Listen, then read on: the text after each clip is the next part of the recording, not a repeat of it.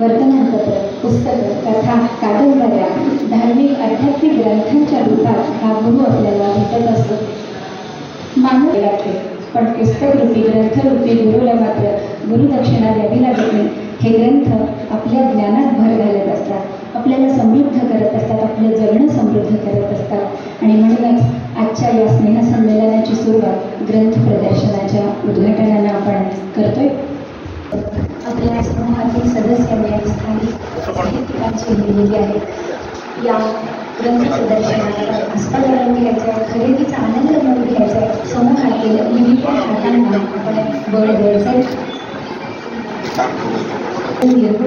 आणि या समारोपाच्या सध्याचा विषय आहे मराठी साहित्यापुढील आव्हाने. अनेक रसिक वाचक, लेखक, प्रकाशकांना एकत्र आणण्याची ही एक सुवर्ण संधी आहे. इथं नव्या साहित्याची ओळख होते, नवे विचार इथं जन्म घेतात, समाजाला दिशा देणाऱ्या चर्चा सुद्धा इथं घडतात. उद्याच्या पिढीला प्रेरणा देणार, भाषा समृद्ध करणारं आणि सांस्कृतिक वारसा जपणारं हे संमेलन आपल्या सर्वांसाठी अत्यंत अभिमानाची बाब आहे. पुन्हा एकदा सर्वांचं मनापासून स्वागत करते आणि या कार्यक्रमाच्या प्रास्ताविकासाठी मी आमंत्रित करते आम्ही पुस्तकप्रेमी समूहाचे अध्यक्ष, लेखक, साहित्यिक डॉक्टर संदीप श्रोत्री आपल्याला. व्यासपीठावरील आजच्या या कार्यक्रमासाठी विशेष करून खूप लांब प्रवास करून उपस्थित राहिलेले थोर साहित्यिक, कादंबरीकार आणि मराठीला अभिजात दर्जा मिळण्यासाठी जी काही समिती नेमली होती त्या समितीचे जे अध्यक्ष होते असे श्रीयुत रंगनाथ पाठारे सर, त्यांच्या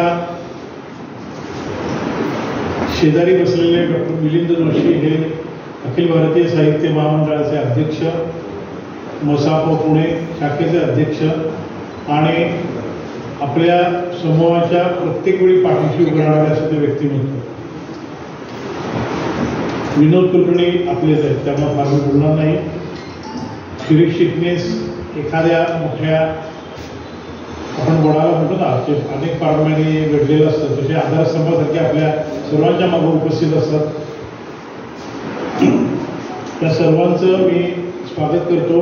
पण सर्वजण अनेक मान्यवर समोर सुद्धा आहेत, त्या सर्वांची नावं घेत नाहीत कारण मला मर्यादित वेळ आहे. मी आपल्या पुस्तकप्रेमी समूह जो आहे त्याबद्दल 2 ते 3 मिनिटात बोलणार आहे. त्यानंतर आजची जी साहित्य नगरी म्हणून ज्याला आपण नाव दिले त्या पेंढारकरांच्याबद्दल बोलणार आहे आणि मग माझे काही 5 मिनिटाचे विचार व्यक्त करणार. साधारणपणे सर 23 ऑगस्ट 2021 या दिवशी आपण सर्वजण कोविडच्या समस्येनं भेडसावलो होतो, घरात बसलो होतो. तर या दिवशी असं डोक्यात आलं की रिकामा वेळ आपण घरातली पुस्तकं काढणं, ती वाचणं आणि मग दूरध्वनीवरनं किंवा आपल्या व्हॉट्सअपवरनं एकमेकांशी संवाद साधून मी हे पुस्तक वाचलंय, तू वाच, तू काय वाचतोयस मला सांग, असं जे करत होतो. तर तो हा दिवस असा होता की त्या दिवशी असं डोक्यात आलं की व्हॉट्सअपवर काही समूह मी पण त्यांचा सभासद होतो आणि आजही आहे असे होते, तर तसा आपण का सुरू करू नये. आणि त्यातूनच आम्ही समव्यसनी म्हणत नाही, मी व्यसन, छंद हे सगळे विषय एकसारखा जरी अर्थ त्यात गरजेचा असला तरी त्याला थोडीशी झालंही वेगळी असते. तर ज्यांना वाचनाचा वेळ आहे अशा वाचक हा केंद्रबिंदू मानून आपण काहीतरी समूह सुरू करावा असं डोक्यात आलं आणि या समूहाचा जन्म झाला. त्याला आता बरोबर 4 वर्ष होऊन गेलेली आहेत. 1 महिन्या 2 महिन्यामध्ये असं लक्षात आलं की आपण हे नुसतंच पोस्ट टाकणं, लिहिणं बिणं ह्याच्यावर असतो, त्याच्यावेळी त्याला नियमबद्धता आणावी, एका नियमात हे सगळं बसवावं. म्हणून पुन्हा एकदा आमची ही चर्चा झाली आणि असं ठरवलं की रोज एका नवीन पुस्तकाचा परिचय हा एका व्यक्तीनं करून द्यावा आणि त्या दिवसभर त्या पुस्तकाच्या अनुषंगानं, त्या लेखकाच्या अनुषंगानं आणि त्या विषयाच्या अनुषंगानं चर्चा करावी. त्यानंतर आपणच आपल्याला सुधारणा करत जातो. तर त्यामध्ये हळूहळू अशी सुधारणा झाली की एकाच लेखकानं 1 दिवस परिचय टाकायचा आणि दुसऱ्या दिवशी दुसऱ्याने टाकायचा असं नको करायला. तर का एकाच लेखकाच्या आवडीची 7 दिवस त्याला दिले तर 7 पुस्तकं येतील आणि त्याची देखील आवड निवड आपल्याला समजू शकते, त्याची विचाराची सखोलता आपल्याला समजू शकते. आणि एखादा विषय धरून बसला, कुठलाही विषय असतो, आपल्याला विषयाचं कुठलंही हे नाही आहे, अट कुठलीही नाही आहे, तर त्या विषयाला धरून एकाच विषयावर अनेक लेखकांची पुस्तकं असतात, त्याविषयी त्याला बोलता येईल. म्हणून आम्ही असं ठरवलं की एकाच व्यक्तीनं, आमच्यातल्या एका सभासदानं 7 दिवस रोज एका नवीन पुस्तकाचा परिचय करून द्यायचा, त्याविषयी दिवसभर चर्चा करायची. हळूहळू आणि त्यात सुधारणा होत होत असं लक्षात आलं की त्या विषयाची चर्चा ही 2-2:30 वाजेपर्यंत उत्साहात संपते. आणि त्यानंतर मात्र लोकांना अशी उत्सुकता असते की आपण आपल्याकडे दुसरं काही स्फुटलेखन असेल, स्तंभलेखन असेल, तिसऱ्याची आवडलेली कविता दुसरा फॉरवर्ड करतो आणि तो चौथा वाचतो, असं काही असेल तर अशी आपण पोस्ट करावी. म्हणून असे नियम आम्ही करत गेलो आणि त्या नियमाचं मला खरंच सगळ्याचं कौतुक वाटतं. एखादा तुकडा आपोआप सोडला तर सर्वजण त्या नियमांचं पालन करत आहे. आज सगळ्यात 1500पेक्षा जास्त पुस्तकांचा परिचय करून दिलेला आहे. त्याच्यावर चर्चा आमच्या व्यवस्थित सखोल, काही पुस्तकावर सखोल चर्चा झालेल्या आहे.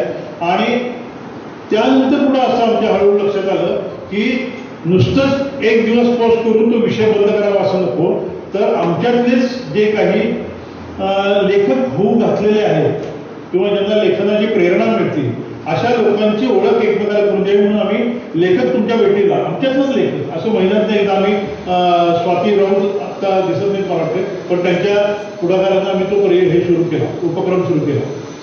त्यानंतर आपल्या परिचयाचे आपल्याला माहीत असलेले, ज्यांचं वाचन आपण, ज्यांच्या लेखनाचं वाचन आपण केलेलं आहे, असे लेखकांना ज्यावेळी साताऱ्याच्या आसपास येतात तेव्हा त्यांना पकडायचं, त्यांना म्हणायचं तुम्ही आमच्याशी गप्पा मारा. म्हणून साहित्यिक गप्पा नावाचा एक उपक्रम सुरू केला. त्यामध्ये अनेक मोठी लेखक येऊन गेलेले आहेत आजपर्यंत. त्यानंतर असं लक्षात आलं की नाट्य क्षेत्र, चित्रपट क्षेत्र हे सुद्धा साहित्याचेच विषय आहेत. आणि त्यातून आठवड्यातनं एकदा प्रत्येक ह्याचा कुठला तरी वेगळा विषय धरून, चित्रपट धरून, दर शुक्रवारी नाटक धरून, दर सोमवार मंगळवार अशा आम्ही स्वतःला आमच्या समूहामध्ये सुधारणा करत गेलो. आणि अनेक प्रकारे आज हा समूह तयार झालेला आहे. आपलं हे 3रं वार्षिक स्नेहसंमेलन आहे.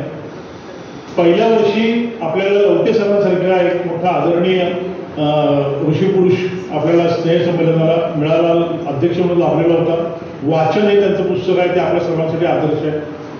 दुसऱ्या वर्षी अश्विनी डोंगरेंसारख्या स्त्री प्राधान्यानं लेखिका ज्या होत्या, लेखन निरीक्षण आहे त्या होत्या. आणि आज आपल्याला साक्षात अभिजात मराठीचा मूळ प्रेरणादाता, ज्यांना त्याचा पूर्ण डाटा म्हणा, त्याचा अनालिसिस करून अहवाल सादर करून केलेला आहे, तर अशी व्यक्ती लाभलेली आहे. सातारा आणि अभिजात मराठी हे नातं फार वेगळं आहे. विनोद कुलकर्णींसारख्या व्यक्तीनं मसाप शाहूपुरी शाखा सुरू केली आणि त्यातून एक उपक्रम असेच केले की त्याला दिल्ली पातळीवर दखल घ्यावी लागली. आणि त्याचा परिपाक एक असा आहे की तो एक कारिता पण नाही, खारिता वाटामध्ये एक मोठा वाटा आहे त्यापेक्षा, की आज अभिजात मराठी दर्जा आपल्याला गेल्या वर्षी मिळाला. लागोपाठ दिल्लीचं, नवी दिल्लीचं मराठी साहित्य संमेलन झालं, ते तालकटोरामध्ये होतं. तालकटोरा ही जागा मराठ्यांच्या दृष्टीनं फार अभिमानाची जागा होती. आणि त्या जागेवर जे मराठ्यांची छावणी पडली होती त्याचं नेतृत्व हे सातारा करत होतं. त्याच्या पाठोपाठचं अधिवेशन आता साताराला मिळालं. आमच्या पुस्तकप्रेमी समूहाचे मधून या जे पुस्तकाचा हा सगळा महासागर आहे. आजपर्यंत जगात 15 कोटीपेक्षा जास्त पुस्तकं लिहिली गेली. मराठी फार माग आहे त्यामुळे. पण मराठीतली पुस्तकं सुद्धा एका व्यक्तीला एका आयुष्यात नाही, 10 आयुष्यात वाचता येणार नाही. त्यासाठी आपण एकमेकाची मदत करून आपल्याला नेमकं काय वाचायचं या दृष्टीनं हा समूह सादर केला, समूह आपला प्रयत्न करतो आहे.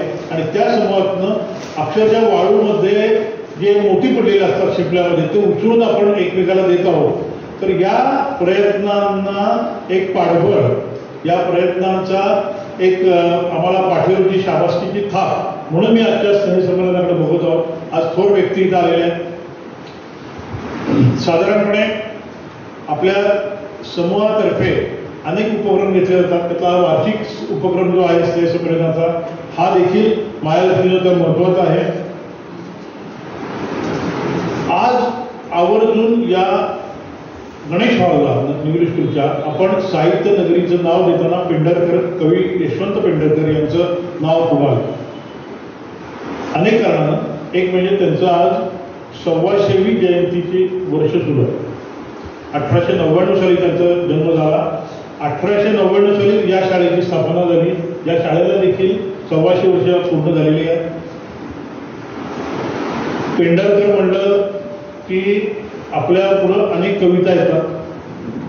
आई ही कविता आपल्या सर्वांना डोळ्यातनं पाणी, आपल्या शाळेच्या वयामध्ये सुद्धा आणि आज सुद्धा आपल्या डोळ्यातनं पाणी येतं. आई म्हणून कोणी आईस हाक मारी ती हाक येई कानी म्हणजे होय शोककारी वगैरे गोठ्यात वासरानं वगैरे कविता फार सुंदर आहे. पण त्याहीपेक्षा त्यांची अनेक कविता छान आहे. म्हणजे सांग तुझा संदेश मांडवी, सांग तुझा संदेश.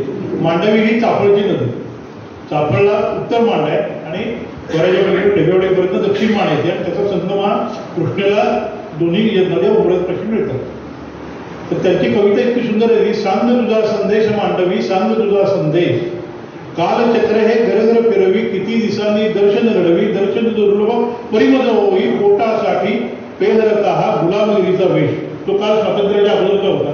त्याच्यामुळं त्यांच्या कविता सगळ्यात त्याच्या कवितांमध्ये कारकत्र्याचं आणि स्वातंत्र्याचे वारे वाहत असल्याचं प्रतिबिंब पडलेलं आहे. तर असे कवी, माझं गाव, मूळ गाव माझं चाफळ, त्यामुळं माझ्या आणि ते जवळचे होते. अनेक कारणांना आपण या साहित्य नगरीला हे नाव दिलेलं आहे. तुम्ही समोर जे आपलं छोटेखानी आपणच लिहिलेल्या पुस्तकांचं प्रदर्शन मांडलेलं आहे, त्याच्या मागं आणि या व्यासपीठाच्या संपूर्ण मागं एकूण 98 साहित्यिकांचे फोटो इथे लावलेले आहेत. ते 98 साहित्यिकांचे फोटो हे साहित्य संमेलनाच्या अध्यक्षांचे फोटो आहेत. पूर्णपणे हे संकलन करण्यामध्ये अनेक जण कारणीभूत आहेत. त्यात सर्वात मुख्य म्हणजे फोटो काढून ते प्रिंट करून नरेंद्र जाधव फोटोग्राफर आहेत, त्यांनी हे केलेलं आहे. पद्माकर पाठकीने त्याला बाकी मूर्त स्वरूप केलेलं आहे. तर अशा रीतीनं आपण ही साहित्य नगरी म्हणा किंवा हे सगळं सजवलेलं आहे. आता पुढचा मूळ मुद्दा म्हणजे आगामी संमेलन हे साताऱ्यामध्ये आहे आणि त्या संमेलनाचे सर्व जे आहेत ती सगळी अख्खी टीमच आज आपल्या इथं आहे. सुनीताराजे आलेले आहेत, मला ते दिसत नाही, परंतु मराठी साहित्य परिषदेचे अध्यक्ष अखिल भारतीय साहित्य महामंडळ पुणे म्हणता येत नाही त्याला, पण अखिल भारतीय साहित्य महामंडळ या 3 वर्ष ज्यांच्याकडे आहे त्याचे अध्यक्ष, त्याचे कोषाध्यक्ष आणि त्याचे कार्यवाह या इथं आहेत. आमच्या पुस्तकप्रेमी समूहातर्फे आमच्याकडून काय मदत होईल त्याबद्दलही मी बोलणार आहे आणि आपल्याकडनं आम्हाला काय अपेक्षा आहेत त्याबद्दलही बोलणार आहे. आपल्या पुस्तकप्रेमीतर्फे काही मागण्या आम्ही पूर्वी केलेल्या होत्या की अजून 3 महिन्यात आपल्याला 102 पैकी एक काल दिवस संपला, 101 दिवस आहेत. त्या 101 दिवसामध्ये साताऱ्याच्या बऱ्याच 15 ते 20 चौक आम्ही यादी केलेली आहे की त्या चौकामध्ये आपल्या सातारा जिल्ह्यातल्या माजी नामवंत साहित्यिकांची नावं आपल्याला तात्पुरती करणं पण त्याचं प्रतिकात्मक आपल्याला देता येईल. आमच्या समूहातर्फे आपण सांगाल त्यावेळेला वेगवेगळ्या शाळा आणि कॉलेजमध्ये निबंध स्पर्धा अजूनही आपल्याला घेता येतात, त्याचे विषय पण आपण साहित्य संमेलनाच्या अनुषंगाने ठरवणार आहोत.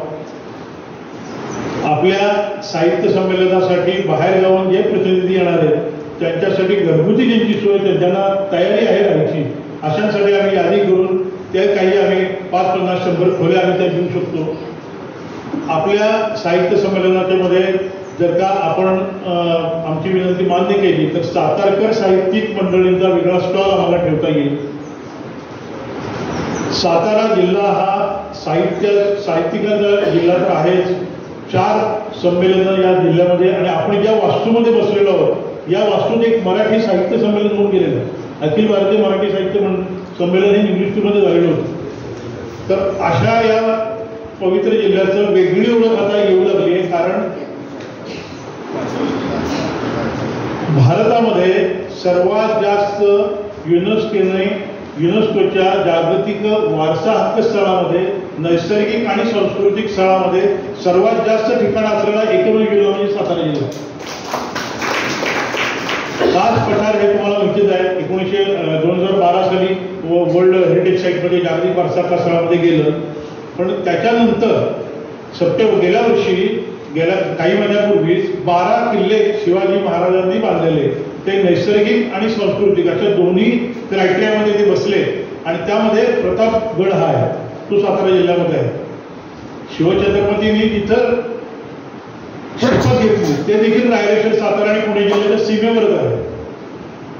आणि मागच्या आठवड्यामध्ये सातारा जिल्ह्यातले महाबळेश्वर आणि पालघर याचे जे उभे कडे आहेत, सह्याद्री हा पर्वत नाहीये, सह्याद्री ही एक धार आहे की जिची एक कड ही सह्याद्रीची आहे, दुसरी कड ही मादागास्कर आणि आफ्रिकेतल्या पर्वतांची, तिथून तुटून ते इकडे आलेलं आहे. तर ही जी कड आहे ना, ह्याच्या एक वेगळा नैसर्गिक ठेवा आहे आणि त्याला युनेस्कोनं परवाच मान्यता दिलेली आहे. अशी 5 स्थळं, 5वं स्थळ म्हणजे सह्याद्री टायगर रिझर्व किंवा सह्याद्री व्याघ्र प्रकल्प आहे, त्याचा थोडा भाग हा सातारा जिल्ह्यात आणि उरलेला भाग हा सांगली जिल्ह्यात आहे. तर अशा या सातारा जिल्ह्याच्या पर्यावरणीय मूल्याकडं देखील साहित्य संमेलनामध्ये कुठेतरी उल्लेख त्याचा असावा आणि त्याची जाणीव इथे ठेवावी. आमच्या समूहातर्फे आपण काय करू शकतो याबद्दल अगदी थोडक्यात मी सांगितलं. आपल्याकडनं त्या अपेक्षा आहेत त्याबद्दलही सांगितलं. मी जास्त बोलत नाही, कारण आपल्याला बीज भाषण करण्यासाठी रघुनाथ पठारे सर आहेत इथं आणि आपल्या सर्वांना मार्गदर्शन करण्यासाठी अध्यक्ष म्हणून मिलिंद जोशी आहे. मी इथं थांबतो. आपण जे सहकार्य आपल्या सर्वतर्फे आम्हाला मिळत आहे ते सक्रिय पाठिंबा आपण करत देत आहात, त्याबद्दल पुन्हा एकदा मी आभार मानतो आपले. समारोपाच्या वेळी पुन्हा 2 मिनिटं आपल्या पुढच्या योजनेबद्दल बोलता येईल आपल्याला. मी आत्ता थांबतो. धन्यवाद. धन्यवाद डॉक्टर श्रोत्री सर. सरांनी उल्लेख केला यशवंत नगरीचा.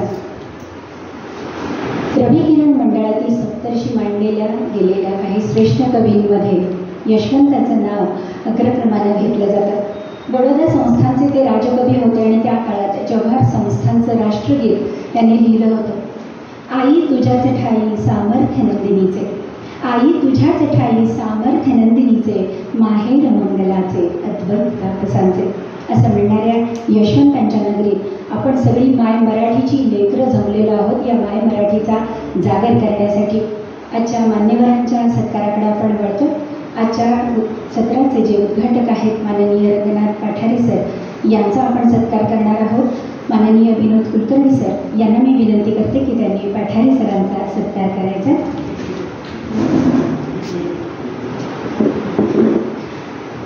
मान्यवरांच्या सत्कारापूर्वी प्रज्वलित आणि कवी यशवंत यांच्या प्रतिमेचं पूजन.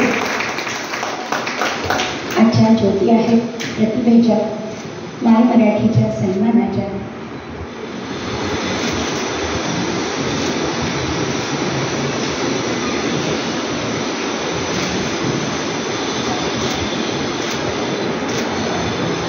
या सर्व मान्यवरांच्या हस्ते दीप प्रज्वलन करू आणि कवी यशवंत यांच्या प्रतिमेचं पूजन. यशवंत यांच्या प्रतिमेचं पूजन उद्घाटक माननीय रघुनाथ पठारे, आजचे अध्यक्ष डॉक्टर प्राध्यापक मिलिंद जोशी सर, प्रमुख पाहुणे माननीय विनोद कुलकर्णी सर,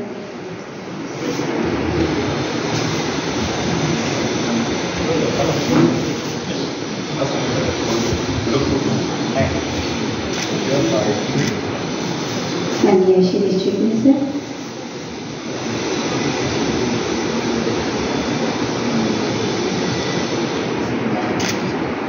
सर एक मिनिट एक फोटो घ्या.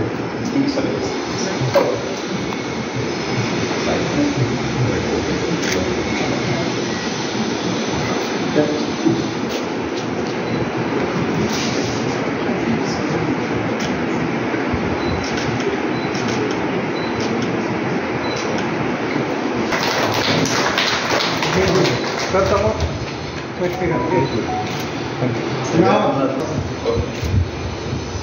सत्काराचं स्वरूप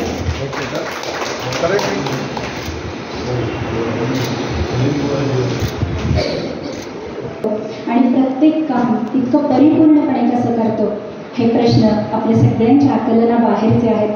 त्यांचा लोकसंग्रह, समोरच्या व्यक्तीचं ऐकून घेण्याची त्यांची विनम्रता, कधी गोडीनं तर कधी नियमावर बोट ठेवून काम पूर्ण करण्याची त्यांची हातोटी अगदी वाखाणण्यासारखी आहे. सातारच्या अखिल भारतीय साहित्य संमेलनाचं कोषाध्यक्षपद ते अत्यंत कौशल्याने सांभाळत आहेत. त्यांच्या टीममधली प्रत्येक व्यक्ती त्यांच्या हाकेसरशी धावून येते, यातच त्यांच्या व्यक्तिमत्वाचं सार आहे. असे कुशल संघटक माननीय श्री विनोद कुलकर्णी सर, आपणास विनंती की आपण आपलं मनोगत व्यक्त करावं. माननीय विनोद कुलकर्णी साहेब. पुस्तकप्रेमी समूहाचं आज 3रं साहित्य संमेलन होतं आणि मी ज्यांच्या साहित्यावर व्यक्तिमत्वावर प्रेम करतो असे रंगनाथ पटारे सर या संमेलनासाठी आलेले आहेत. त्याचा मला विशेष आनंद आहे. ज्यांच्या नेतृत्वाखाली पुण्यामध्ये मी काम करतो असे आमचे महाराष्ट्र साहित्य परिषदेचे कार्याध्यक्ष आणि अखिल भारतीय मराठी साहित्य महामंडळाचे अध्यक्ष प्राध्यापक मिलिंद जोशी सर, व्यासपीठावर उपस्थित असलेले आमचे मार्गदर्शक श्री चिटणीस सर, डॉक्टर संदीप श्रोत्री, पुस्तकप्रेमी समूहाचे प्रमुख आणि समोर व्यासपीठाच्या समोर असलेले सगळे मान्यवर. आम्ही पुस्तकप्रेमी समूहाने एक वेगळी चळवळ साताऱ्यामध्ये उभी केलेली आहे. लेखक घडवण्याची प्रक्रिया आणि वाचक घडवण्याची प्रक्रिया या समूहामधून सुरू आहे आणि ती अखंडपणे सुरू आहे याचाही मला खूप आनंद होतो. साताऱ्यामध्ये अखिल भारतीय मराठी साहित्य संमेलन घेण्याचा निर्णय झाल्यानंतर त्या संमेलनाचे अध्यक्ष खरं तर रंगनाथ पटारेच व्हावे ही माझी प्रामाणिक भावना होती आणि प्रामाणिक इच्छाही होती. कारण एखादी व्यवस्था चुकीची असेल तर ती संपूर्णतः चुकीची नसते आणि व्यवस्थेच्या बाहेर राहून ती व्यवस्था बदलणं अतिशय अवघड असतं असं माझं मत आहे. त्यामुळे 15 वर्षापूर्वी ज्यावेळेस महाराष्ट्र साहित्य परिषदेच्या शाहूपुरी शाखेची मी स्थापना केली त्यावेळेस किशोर बेडके सरांसारख्या मार्गदर्शकाची मला आवश्यकता वाटली आणि किशोर बेडके सरांच्या घरी गेलो आणि त्यांना सांगितले की काही प्रमाणात व्यवस्था बदलण्यामध्ये आपण यशस्वी होऊ असं मला वाटतं. आणि किशोर बेडके सरांनी मला पाठिंबा दिला, माझ्या डोक्यावर हात ठेवला आणि 15 वर्ष ते माझ्यासोबत राहिले. म्हणजे वयाच्या 60 नंतर त्यांनी अनेक संस्थांमधून निवृत्तीही घेतली पण महाराष्ट्र साहित्य परिषदेच्या शाहूपुरी शाखेसोबत मी शेवटपर्यंत राहील असा शब्द दिला. कदाचित व्यवस्था बदलण्यामध्ये काही प्रमाणात का होईना मला यश आलं असावं असं त्याचा अर्थ मी समजतो. रंगनाथ पटारे सरांचं महानपण ह्याच्यात आहे ते आता 75 पूर्ण झालेली आहे त्यांची. पण त्यापेक्षाही मराठी भाषेला जो अभिजात भाषेचा दर्जा मिळाला तिचा अहवाल इतका सूक्ष्मपणे रंगनाथ पटारे सरांनी लिहिला की कुठल्याही सरकारला किंवा केंद्र सरकारला सुद्धा आपल्याला अभिजातचा दर्जा नाकारण्याची हिंमत झाली नाही. म्हणजे साहित्य अकादमीच्या समितीनं 2-2 वेळा तो अहवाल तपासला आणि त्या अहवालामध्ये कुठलाही दोष कुठलीही त्रुटी त्यांना सापडली नाही. सातारकरांच्या वतीनं मी रंगनाथ पटारे सरांचं मनापासून अभिनंदन करतो की त्यांनी हा अहवाल लिहिला म्हणूनच आज आम्हाला अभिजात दर्जा मिळाला हे आपण अभिमानानं सांगू शकतो. रंगनाथ पटारे सरांसाठी आपण उभ्या राहून एकदा टाळ्या वाजवाव्या की त्यांनी जो काय हा अहवाल लिहिला नसता तर कदाचित तो एवढा परिपूर्ण झाला असता असं मला मनापासून वाटत नाही. आणि ही खरी दाद आपण सातारकर म्हणून त्यांना दिली त्याबद्दल मी आपले आभार मानतो. अहवाल लिहिल्यानंतर बरेच वर्ष त्या अहवालावर काही घडत नव्हतं आणि रंगनाथ पटारे सरांना अनेक वेळा पत्रकार प्रश्न विचारायचे की दर्जा मिळत नाही तर रंगनाथ पटारे सरांचं उत्तर असायचं की अहवाल लिहिण्याचं काम माझं, दर्जा मिळवण्याचं काम माझं नाही. दर्जा मिळवायचा असेल तर तुम्हाला जे काय करायचं ते तुम्ही करा, माझं काम मी पूर्ण केले. म्हणजे इतकी स्पष्ट भूमिका त्यांची होती. महाराष्ट्र साहित्य परिषदेमध्ये 2016 साली आम्ही परिवर्तन पॅनल घेऊन आलो आणि मिलिंद जोशींसारखे खमकर नेतृत्व आम्हाला लाभलं. मराठी भाषेसाठी संघर्षाची भूमिका घेण्याची मिलिंद जोशी यांची तयारी आहे. पदाची किंवा कुठल्याही गोष्टीची चिंता मिलिंद जोशींनाही नाही. आमच्या सुनीता राजे प्रमुख कार्यवाहीत आलेले आहेत त्या असतील, मी असेल किंवा माझ्या कुठल्याही सहकार्याला नाही. तेव्हा महाराष्ट्र सरकारच्या विरोधात संघर्षाची भूमिका आम्ही पहिल्यांदा घेतली की त्यांनी सरकारी पातळीवर केंद्र सरकारकडे पाठपुरावा केला पाहिजे. महाराष्ट्रातल्या सर्व साहित्यप्रेमींची बैठक पुण्यामध्ये घेतली आणि नंतर साताऱ्यातल्या शाहूपुरी शाखेच्या माध्यमातून आपण सरकारविरुद्ध एक संघर्ष पुकारला. तो संघर्ष पुकारताना मी पहिल्यांदा मुख्यमंत्री भिलारच्या पुस्तकाच्या गावाचं उद्घाटन करण्यासाठी भिलारला येणार होते आणि महाराष्ट्र साहित्य परिषदेच्या इतिहासामध्ये कुठल्या तरी मुख्यमंत्र्याला काळे झेंडे दाखवण्याची हिंमत शाहूपुरी शाखेच्या पदाधिकाऱ्यांनी केली आणि महाराष्ट्र साहित्य परिषदेचं कार्यालय सदाशिव पेठेत आहे. म्हणून चर्चा सुरू झाली की असं असतं का, मुख्यमंत्र्यांना काळे झेंडे दाखवतात का, हे संस्कार आहेत का, अमुक आहेत का. पण लोकशाही मार्गाने जिथं जिथं निषेध नोंदवता येईल आणि प्रकार कुठलाही असो साध्या कागदाने सरकार आता घाबरेल अशी शक्यता नाही. त्यामुळे त्यांना झेंड्यांपासून सगळ्या गोष्टी दाखवाव्या लागतील ती माझी भूमिका होती. काही सहकार्याने मला साथ देण्याचं नाकारलं, पण मिलिंद जोशी महाबळेश्वरला काळे झेंडे दाखवण्यासाठी आले होते. कालच इथं शिवेंद्रराजेंनी सांगितलं की विनोद फार हुशार आहे, दिल्लीला जाताना फक्त मिलिंद जोशी वगैरे नको, ज्यांना अटकेची गुन्ह्याची माहिती नाही, त्यामुळे नगरसेवकांची फौज आहे ते दिल्लीला घेऊन गेले. तर प्रजासत्ताक दिनाच्या दिवशी दिल्लीचा आंदोलनाचा दिवस निवडला आपण, कारण प्रजासत्ताक स्वातंत्र्य मिळणं आणि प्रजासत्ताक होणं यामध्ये खूप मोठा फरक आहे. तेव्हा आंदोलनासाठी स्वातंत्र्याचा दिवस न निवडता प्रजासत्ताकाचा दिवस मी जाणीवपूर्वक निवडला. आणि दिल्लीमध्ये आंदोलन करणं खूप अवघड गोष्ट असते. प्रजासत्ताक दिनी किंवा स्वातंत्र्य दिनी प्रचंड बंदोबस्त असतो. सगळ्या व्यवस्थेनं मला परवानग्या नाकारल्या होत्या, पण मिलिंद जोशींसहित शिवेंद्रराजेंना मी कुणालाही सांगितलं नाही की आपल्याला परवानगी नाकारली. चलो दिल्ली एवढंच माझ्या मनात होतं की दिल्लीत जाऊन हा प्रश्न उचलला पाहिजे. पण ज्यावेळेस सदाशिव पेठेतून प्रतिक्रिया येतात हे असं नको तसं नको, तर आपल्याला कुठला तरी खमका पाठिंबा पाहिजे, म्हणून मी रंगनाथ पठारे सरांना फोन केला की दिल्लीच्या आंदोलनाला तुम्ही आमच्यासोबत चला आणि मी तुमची सगळी येण्या जाण्याची व्यवस्था करतो, पण तुम्ही माझ्यासोबत असलं पाहिजे. पठारे सर म्हणले आंदोलन वगैरे हे तुम्ही काम करा, मी माझं काम पूर्ण केलेलं आहे. मी त्यांना म्हटले की तुम्ही मला पाठिंब्याचं पत्र द्या. रंगनाथ पठारे सारखा एवढा मोठा साहित्यिक पाठिंब्याचं पत्र पाठवतो ईमेलवर आणि लिहितो त्यामध्ये हवा तो बदल करावा, पण मला फक्त कळवा. म्हणजे ही सुद्धा एक आपल्या कार्यकर्तापणाची किंवा आपण प्रामाणिक काम करतो अशी पोचपावती आपण समजू शकतो. कारण रंगनाथ पठारे हे चिकित्सक आहेत आणि सहजवारी असं कुणाला पत्र पाठवतील असं मला वाटत नाही. तर रंगनाथ पठारे सरांच्या मनाचा मोठेपणा मी त्यावेळेस अनुभवला की रंगनाथ पठारे सर एक पत्र पाठवतात की तुम्हाला आंदोलनात जे काही करायचे त्याला माझा पाठिंबा आहे. आणि मग रंगनाथ पठारे सरांच्या पाठिंब्यानंतर माझ्या आंदोलनाच्या भूमिकेविषयी कुठं काही वाईट चर्चा झाली नाही आणि असं कसं हे असं कसं करता वगैरे अशी भाषा माझ्याबद्दल वापरली गेली नाही.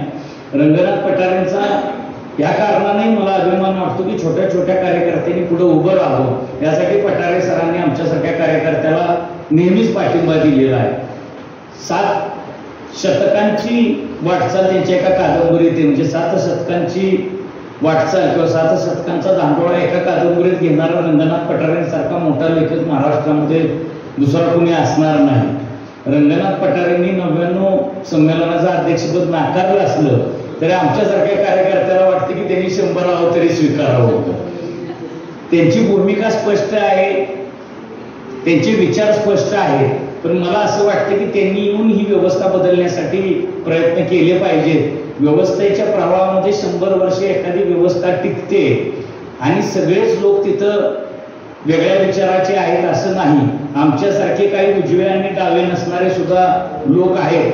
कारण आम्हाला ताराबाई भवाळकर किंवा फादर फ्रान्सिस दिब्रिटो अध्यक्ष केले की डावं ठरवलं जातं आणि विश्वास पाटील अध्यक्ष केले की उजवं ठरवलं जातं. उजवा अध्यक्ष झाला की डावे आमच्या नावानं बोंब मारतात, डावे अध्यक्ष झाले की उजवे बोंब मारतात. पण आम्ही फक्त प्रतिभा बघणारे लोक आहोत. आम्हाला उजवं डावं पण काही कळत नाही. प्रत्येक जण भारताचा नागरिक त्याला त्याचा विचार मांडण्याचं स्वातंत्र्य आहे असे मानणारे आम्ही लोक आहोत. प्रत्येकानं आपला विचार आपल्या पद्धतीनं मांडला पाहिजे. त्याचा विचार आम्हाला पटो न पटो तो त्याचा विचार आहे आणि भारतीय लोकशाहीने प्रत्येकाला विचार स्वातंत्र्य दिलेलं आहे. त्यामुळे प्रत्येकाच्या विचाराचा आपण आदर केला पाहिजे. त्या विचारातून फक्त कोणाची बदनामी होता कामा नये, कुणाच्या व्यक्ती स्वातंत्र्याला धक्का लागता कामा नये, एवढीच अपेक्षा महामंडळ म्हणून आमची असते. आज एवढी प्रचंड धावपळ करून पठारे सर खरं इथं आलेले आहेत आणि पठारे सरांचा सहवास लाभणं सातारकरांना किंवा ही सगळी साहित्यिक मंडळी आहेत, लेखक मंडळी आहेत, त्यांना पठारे सरांचा सहवास लाभणं ही सुद्धा आमच्यासाठी भाग्याची गोष्ट आहे. डॉक्टर संदीप श्रोत्रे असतील, शिरीष चिटणीस असतील, मुकुंद फडके, श्रीकांत कात्रे, आज इथं श्रीराम नानन नसले तरी ह्या सगळ्यांचं योगदान आम्ही पुस्तकप्रेमी समूह उभं करण्यामध्ये आणि ते वाढवण्यामध्ये आहे. आणि नंतर जे इथं सगळे लेखक आहेत त्यांनी हा समूह टिकवण्यामध्ये आणि वाढवण्यामध्ये भूमिका घेतलेली आहे. वाचक चळवळ वाढवण्यासाठी जे जे करायचे ते आम्ही पुस्तकप्रेमी समूह करतोय आणि मी त्याचा एक घटक आहे, याचाही मला आनंद आहे. मिलिंद जोशी असतील, सुनीता राजे पवार असतील, यांच्या नेतृत्वाखाली पुण्यामध्ये काम करत असताना किंवा अखिल भारतीय पातळीवर काम करत असताना सर्व घटकांना न्याय मिळावा अशा भूमिकेतून आम्ही काम करत असतो. सातारकरांचा पाठिंबा आहे, छत्रपती घराण्याचा पाठिंबा आहे. या सगळ्या पाठिंबा पाठिंब्यावरच माझी वाटचाल सुरू आहे. भविष्यातलं 99 साहित्य संमेलन सुद्धा आपण साताऱ्यात उत्कृष्ट पद्धतीने करू अशी ग्वाही मी देतो आणि माझं भाषण थांबवतो. धन्यवाद. धन्यवाद माननीय विनोद कुलकर्णी सर.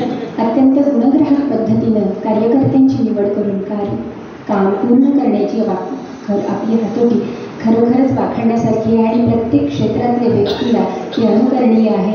म्हणून त्याबद्दल आपले मनापासून आभार. आजच्या या आम्ही पुस्तकप्रेमी समूहाच्या संमेलनासाठी सुप्रसिद्ध लेखिका आणि प्रकाशिका माननीय सुमतीताई लांडे इथं आलेल्या आहेत. मी त्यांना व्यासपीठावरती प्राध्यापक मिलिंद जोशी यांना मी विनंती करते की त्यांनी सुमतीताईंचं मनापासून स्वागत करावं. पेढे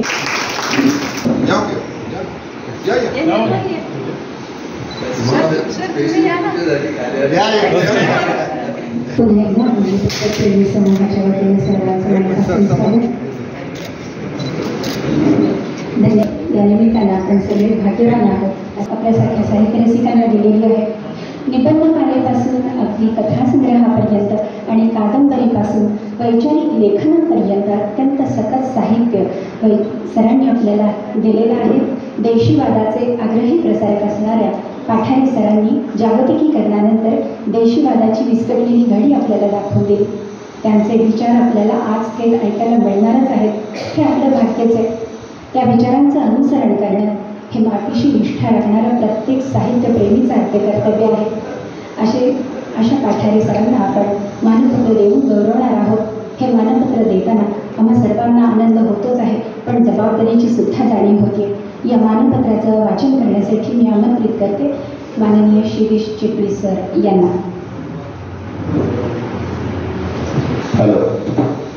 सगळ्यात महत्त्वाचा एक मुद्दा फक्त मी सारांश मांडणार आहे की असं व्यक्तिमत्व आहे की ज्यांनी पहिल्यांदा मी जे वाचण्यात आलं त्याच्यामध्ये पहिल्यांदा त्यांनी हे सांगितलं की आपल्या देशामध्ये त्याचे जो काही भाषावर राज्याची रचना झाली त्याच्यामध्ये सगळ्यात जास्त नुकसान कुणाचं झालं असेल तर ते मराठी भाषिकांचं झालं.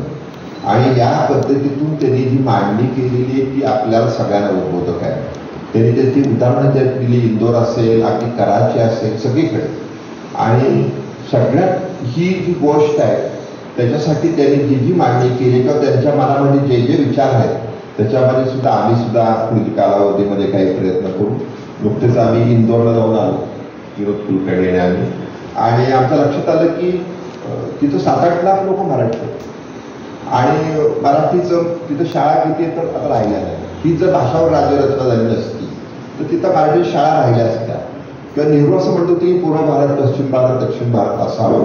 मला वाटतं तसं जर चुकून झालं असतं तर सगळ्यात जास्त फायदा हा मराठी माणसाचा झाला असता. ही मांडणी ते करत असतानाच आपल्या असंही लक्षात येईल की आम्ही पुस्तकप्रेमी समूह यासाठी वेगळं काय करू शकेल का, ज्यासाठी सर आम्ही एक संमेलन घेतलं होतं सातारमध्ये. द्विराज्य संमेलन घेतलं होतं मराठी भाषिकांचं आणि विशेषतः इंदोर, ग्वाल्हेर, मध्य प्रदेशमधले सगळे लेखक या ठिकाणी आले होते. हा एक महत्त्वाचा मुद्दा मला मांडा असं वाटला. दुसरा लेखक प्रकाशक संमेलन विशेषतः मिलिंद जोशी आणि बर्वेंच्या कलाकारांनी झालं. त्यावेळेला सुमती लांडे आलेल्या होत्या आणि अतिशय तुमचं अध्यक्ष भाषण हे आमच्या अजून सुद्धा लक्षात आहे. त्याची नोंद पण आमच्याकडे आहे. मी या ठिकाणी मानपत्र वाचन करणार आहे.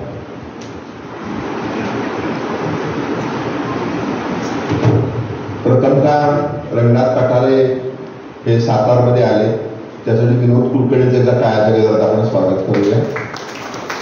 गेले 6 महिने सातारमध्ये चर्चा होती की रंगनाथ पठारे आमच्या या 99व्या संमेलनाला अध्यक्ष मिळतील. म्हणजे आम्हाला संमेलन मिळण्यापूर्वीपासून आम्हाला खात्री होती की 99वं संमेलन साताऱ्यात होईल, परंतु त्यांनी नकार दिल्यानंतरच पुढची हालचाल चालू झाली. पण विनोद कुलकर्णी म्हटले ते खरं आहे, 100वा किंवा 101वा जेव्हा संमेलन असेल तोपर्यंत त्यांनी रंगनाथ पठारेंचा विचार बदलावा आणि त्यांनी संमेलनाचा अध्यक्ष व्हावं. मराठी माणसाच्या दृष्टिकोनातून ते मला वाटतं महत्त्वाचं असेल असं मला वाटतं. मी मानपत्राचं वाचन करतो. आम्ही पुस्तकप्रेमी समूह सातारा आयोजित 3रे मराठी साहित्य संमेलन सन्मानपत्र मान्य श्री रंगनाथ पठारे ज्येष्ठ कथालेखक, कादंबरीकार आणि समीक्षक. ज्या माय मराठीसाठी तव कार्य असे मान, त्या भाषेच्या मस्तकी लाभे मुकुटाचा मान. सामर्थ्य तुझ्या शब्दांचे, तू शिलेदार भाषेचा, तू तत्पर करण्या क्रांती, तू पुत्र सरस्वतीचा. साहित्य विहारे तुझ्या, तव कीर्ती सर्व दूर, लेखणीस लाभो तव नित्य नवासूर. गेली अनेक वर्ष आपण आपल्या वेगळ्या शैलीच्या लेखणीने मराठी सरस्वतात आपला वेगळा ठसा उमटवला. या लेखणीचा आणि ही लेखणी हाताळणाऱ्या कुशल हातांचा गौरव करताना आम्हाला मनापासून आनंद होत आहे. भौतिकशास्त्राचे प्राध्यापक, पण आपल्या लेखणीने कथा आणि कादंबरी लेखनाचे अनौपचारिक विज्ञान आपण निर्माण केले. आपल्या कथा कादंबऱ्यांमधून प्रस्थापित सामाजिक, राजकीय, सांस्कृतिक परिस्थितीचे प्रामाणिक विश्लेषण करण्याचा प्रयत्न आपण केला. विविध सामाजिक प्रश्न, रूढी, परंपरा यातून निर्माण होणारी गुंतागुंत याचे प्रत्येकाने वर्णन आपल्या लेखनात आढळते. दर्जेदार व वर्तमानाशी नाते जोडणारे साहित्य लेखन करून आपण मराठी साहित्यात मोलाची भर घातली आहे. आपण आपल्या कादंबरी व कथा लेखनातून मानवी नातेसंबंध आणि भावभावनांची गुंतागुंत मांडताना प्रश्नाच्या मुळापर्यंत पोहोचण्याची किमया साधली आहे. आपल्या मराठी भाषेविषयी प्रचंड अकृत्रिम माया असणारे लेख म्हणून आपली ओळख आहे. माझ्या मराठी भाषेत अलौकिक वाटावे असे श्रेष्ठ वाङ्मय कित्येक शतकांपासून निर्माण होत आले आहे. ही आपली भूमिका आपण अनेक वेळा मांडली. मराठी भाषेला अभिजात भाषेचा दर्जा मिळावा हा आपला आग्रह त्यासाठीच होता. राज्य शासनाने आपल्या अध्यक्षतेखाली मराठी भाषा अभिजात समिती स्थापना केली. या समितीने मराठी भाषेला अभिजात दर्जा मिळावा यासाठी एक आव्हान केंद्र सरकारने पाठवला होता.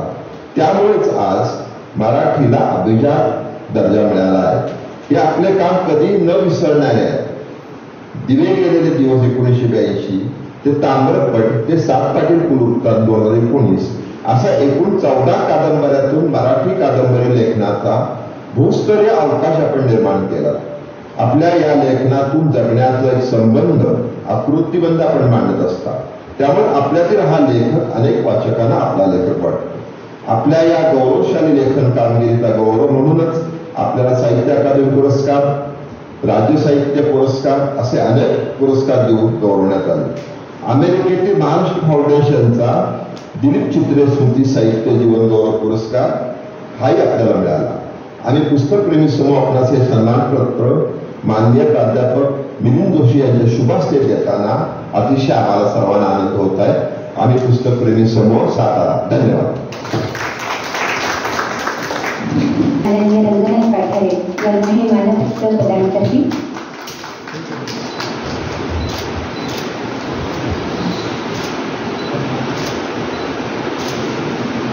या कार्यक्रमाचे अध्यक्ष आणि अखिल भारतीय मराठी साहित्य महामंडळाचे अध्यक्ष प्राध्यापक मिलिंद जोशी, माझे मित्र विनोद कुलकर्णी, डॉक्टर श्रोत्री, शिरीष चिटणीस,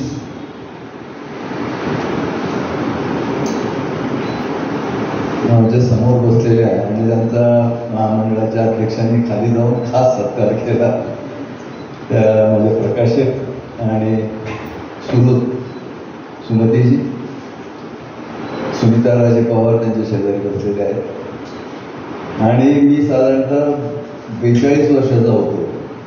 मी लिहायला उशिरा सुरुवात केली, पण त्या मला वाटतं कदाचित पहिलं किंवा दुसरं हे असेल, पहिलंच मला वाटतं डॉक्टर बाबासाहेब आंबेडकर अकादमी सातारामध्ये स्थापन झाली. ते करणारे किशोर बेडकेहार समोर बसलेले आणि माझ्यासारख्या त्यावेळी अतिशय तरुण आणि फारसं नाव नसलेल्या लेखकाच्या लेखनावर 2 दिवसाचं चर्चासत्र त्यांनी घेऊन त्यांना थोडं बरं वाटत असेल अशी मी आशा करतो. बाकी मित्रांनो, मैत्रिणींनो, बंधूंनो वगैरे, आता विनोदजींनी माझ्याविषयी खूपच जास्ती चांगले उद्गार काढले. तर त्याच्यामुळे 2 गोष्टी माझ्या लक्षात आल्या. एक तर साधारणतः साहित्य संस्था ज्या असतात त्या खरं म्हणजे साहित्यातल्या राजकारण करणाऱ्याच यंत्रणा असतात, पण तिथेही हे कमी पडतात असं माझं निरीक्षण. ज्या गोष्टी पडद्याआड करायच्या बोलायच्या ते सरळ स्टेजवर बोलताय. आणि अलीकडे मी विनोदजींबद्दल वाचलं त्यांनी स्वतः लिहिलेलं की सातारमधल्या मोठमोठ्या राजकारण्यांशी त्यांचा अतिशय चांगला संपर्क आहे. पत्रकारितेमध्ये जवळजवळ 30-25 वर्ष त्यांनी घातलेली आहे. एवढा सगळा स्पर्श असताना सुद्धा तुम्ही इतक्या मोकळेपणाने आपल्या गोष्टी बोलू शकता, ही सुंदर गोष्ट आहे. त्यामुळं हे जोशी आणि कुलकर्णी दोघेही वेगळेच बांधणे आहेत असं माझं मत. याचं कारण तुम्हाला सांगतो. एक तर जोशी मला माहिती आहे उस्मानाबादकडचे मराठवाड्यातले, पण हा सातारी बठ्ठ्या मीही त्यांची आणि माझी दुसरी वेळ एक व्यासपीठ शेअर करायची, तिसरी सॉरी. तर पहिल्यांदा ज्या वेळेला मी इथं सातारमध्ये त्यांनीच बोलवलं कुठेतरी कार्यक्रमासाठी आलो, त्यांनी प्रास्ताविक करायला सुरुवात केल्याबरोबर शब्दांमध्ये सातारी लहेजा खास होता, खास सातारी लहेजा असा. बघा आता मी थोडं तुम्हाला कदाचित जातीवाचे वाटेल, पण वाटू नका घेऊ. महाराष्ट्रामध्ये ब्राह्मण हा कोणत्याही भागातला असला तरी त्याच्या बोलण्याची रीत एकाच प्रकारची, त्याचा लहेजा बदलत नाही. पण या ब्राह्मणांनी स्वतःच्या भाषेचा स्वतःच्या प्रदेशाचा लहेजा आतमध्ये कायम ठेवला, याच्यासाठी मला त्याचा अभिमान वाटतो. आणि ही फार महत्वाची गोष्ट आहे. काय होतं की तुम्ही समजा त्याच्यापासून बाजूला झालात, हटके बाजूला जाऊन तुमचं वेगळेपण जपलं की तुम्ही भोवताच्या सगळ्या भाषिकांपासून, भाषा बांधवा भगिनीपासून तुटता, तुमचं वेगळं जग तयार होतं. दुर्दैवाने आपल्या ब्राह्मणे आपल्याला परके नाही, ते आपलेच लोक आहेत. पण दुर्दैवाने अनेक पिढ्यांमध्ये त्यांनी या प्रकारची भाषिक संस्कृती जपली. आपली भाषा ती शुद्ध ठेवायची, बिघडू द्यायची नाही. आणि बाकीचे जे लोक आहेत 18 पगड जातीतले, त्याच्या स्पर्शाने आपण बिघडू द्यायचं नाही. अशा प्रकारचे अलगतेचा संस्कार जो नाहीसा होणं आवश्यक होतं आणि तो आता होतही चाललेला आहे. पण ज्याने मुळात स्वतःमधला संस्कार कधी सोडलाच नाही, याच्यासाठी मला विनोदजींचा फार अभिमान वाटतो. काय भाषा ही गोष्ट एकमेकांमध्ये अंतर निर्माण करणारी असू शकते हे आपल्या लक्षात येत नाही. आता तर मला आज वेळ कमी होते तर मी अनेक गोष्टी मला मनात माझ्या होत्या बोलायच्या, पण असू दे. तर भाषेचं तुम्ही 1-2 उदाहरणं सांगतो की आमच्याकडं राजकारणी नगर जिल्हा तसा प्रसिद्ध आहे सगळ्या गोष्टींसाठी. तर बहुतेक राजकारण्यांच्या बाबतीत काय झालेलं आहे की एकदा तो आमदार झाला किंवा मंत्री झाला की तो मुंबईला राहायला जातो, आपलं कुटुंब मुंबईला घेऊन जातो, पण त्याची मुलं तिथं आंग्ल माध्यमामध्ये शिकायला लागतात. एकतर आंग्ल माध्यमात शिकवणं हा मूर्खपणा आहे, हे आपल्या सगळ्यांना कदाचित चुकीचं वाटेल, कारण आपली बहुतेकांची मुलं मुली इंग्रजी माध्यमात आज शिकतच असतील आणि ती अत्यंत गंभीर चूक आपण करतोय असं माझं प्रामाणिक मत आहे. हे फक्त मातृभाषेच्या प्रेमापोटी नाही, हे आपल्या पुढच्या पिढीच्या स्वार्थासाठी. आंग्ल भाषेमध्ये शिकून मुलं एक तर भूतालापासून तुटतात, ज्ञानापासून वंचित राहतात आणि शेवटी स्वतःपासूनही तुटतात, एकाकी होतात, असं माझं निरीक्षण आहे. आता हे मिलिंद जोशी हे इंजिनिअरिंग शिकलेले आहेत, हे तर एक मराठीतूनच शिकले असतील ना सगळं आधी. सगळं मी मराठीतून शिकलेलो आहे, अगदी 1,500 तिच्या गावातून आलेलो आहे.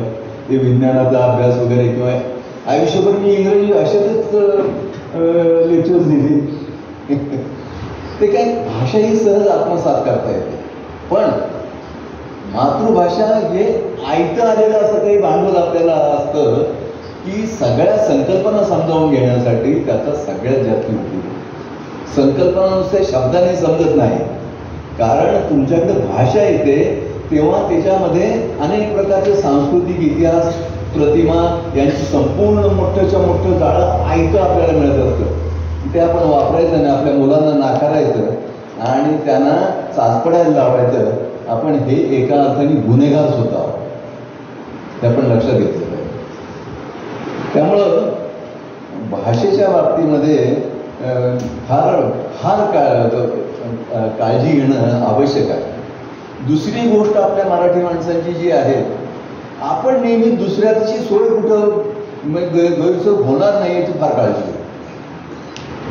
तुम्ही बघा, हिंदी भाषिक माणूस स्वतःची भाषा कधीही सोडत नाही, पण आपण काय करतो, अरे त्याला मराठी कळत नाही का, मग आपण हिंदी बोलतोय, त्याला समजलं पाहिजे.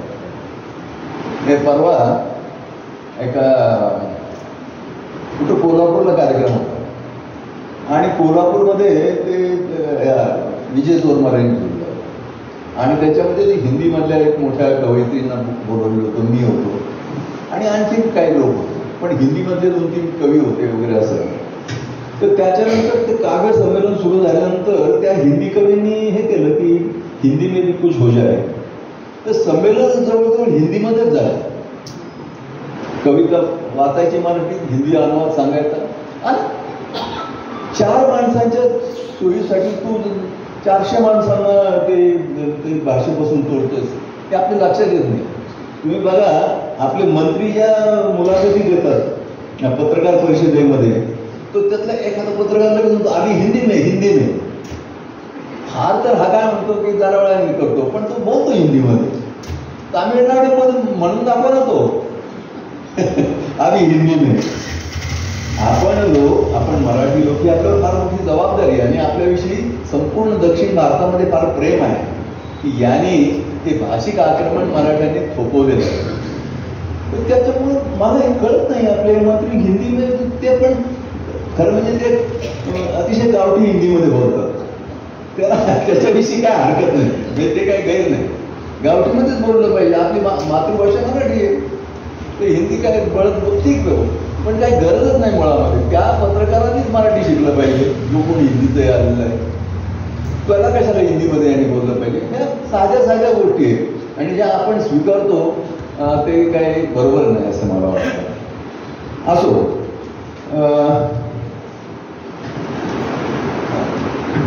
त्यामुळे पुन्हा एकदा सांगतो की मला इथे येण्यामध्ये, तुमच्या दोघांच्याही सहवासामध्ये असण्यामध्ये अंतःकरणापासून आनंद आहे. आपण अनेक गोष्टी फोनवर बोललो, पण सामान्यतः तुम्ही ते मोठेपणाने इतक्या बोलाल असं मला काय वाटलं.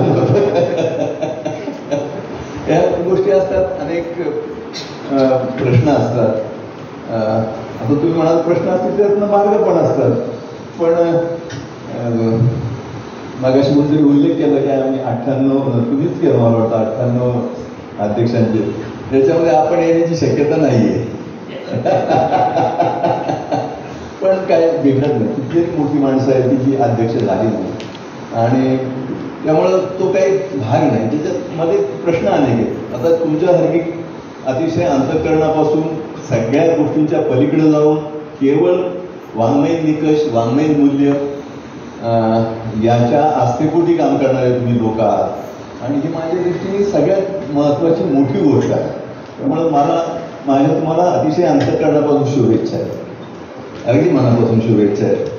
मला आजच्या या संमेलनातलं, आता मगाशी डॉक्टरांनी सांगितलं की ही वाचक केंद्रीय संमेलन आहे.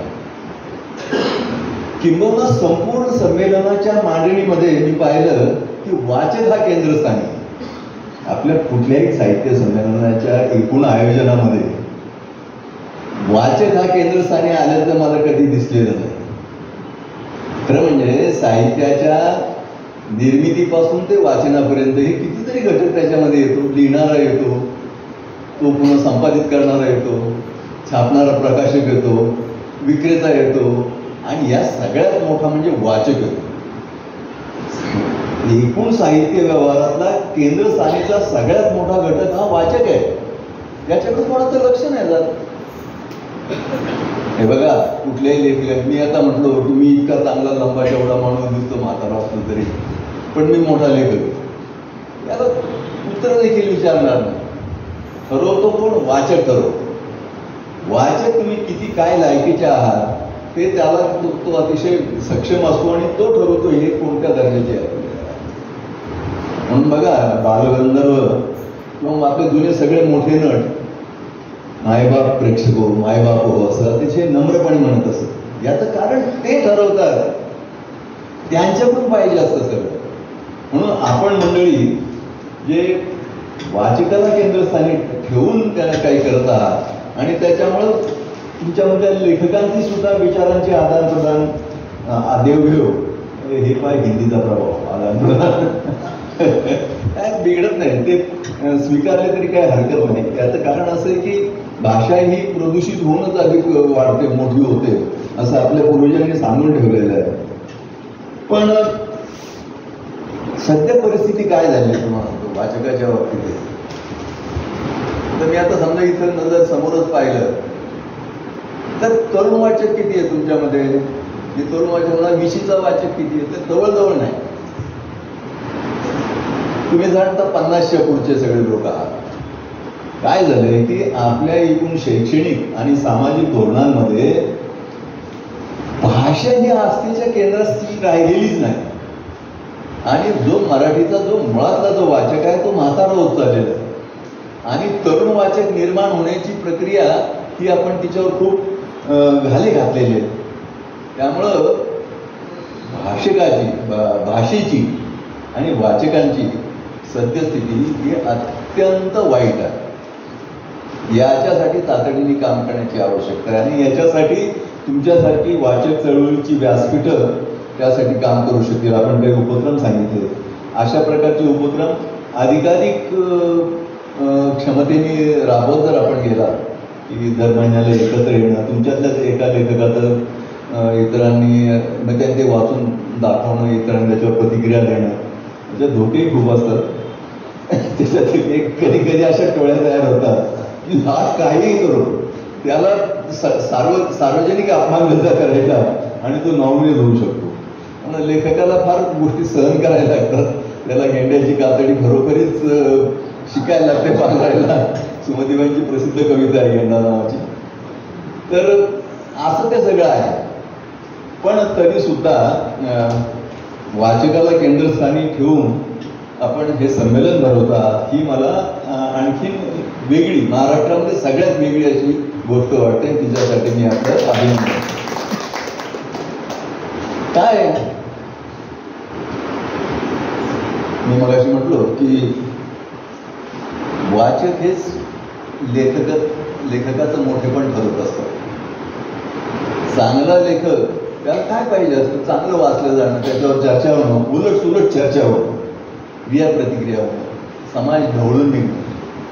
आज परिस्थिती अशी आहे की ज्याच्याविषयी खरोखरीच आदर वाटावा, एक प्रकारचा नैतिक धाक वाटावा, असा लेखक आपण मोजायचं ठरवलं तर काय हाताची बोटं पुरेशी होती. लेखक काय करतो? लेखकाचा उपयोग काय? साहित्य कशासाठी? असे प्रश्न जर आपण उपस्थित करायचे ठरवले तर या प्रश्नांची उत्तरं देताना मला आवडेल, पण आपल्याजवळ तितकासा वेळ नाही. तरी पण थोडक्यात एक सूत्ररूपाने सांगतो की साहित्य जे आहे ते आपल्या ज्या प्रतिष्ठित एस्टॅब्लिश्ड ज्या नैतिक धारणा असतात त्यांना धक्के देण्याचं काम साहित्य करत असतं. जे कुठल्या अर्थाने किंवा जे आहे असं चाललेलं हे काहीतरी चुकीचं आहे असं लिहिणाऱ्याला कुठेतरी आपण वाटत असतं आणि तो ते बदलायचा प्रयत्न करतो.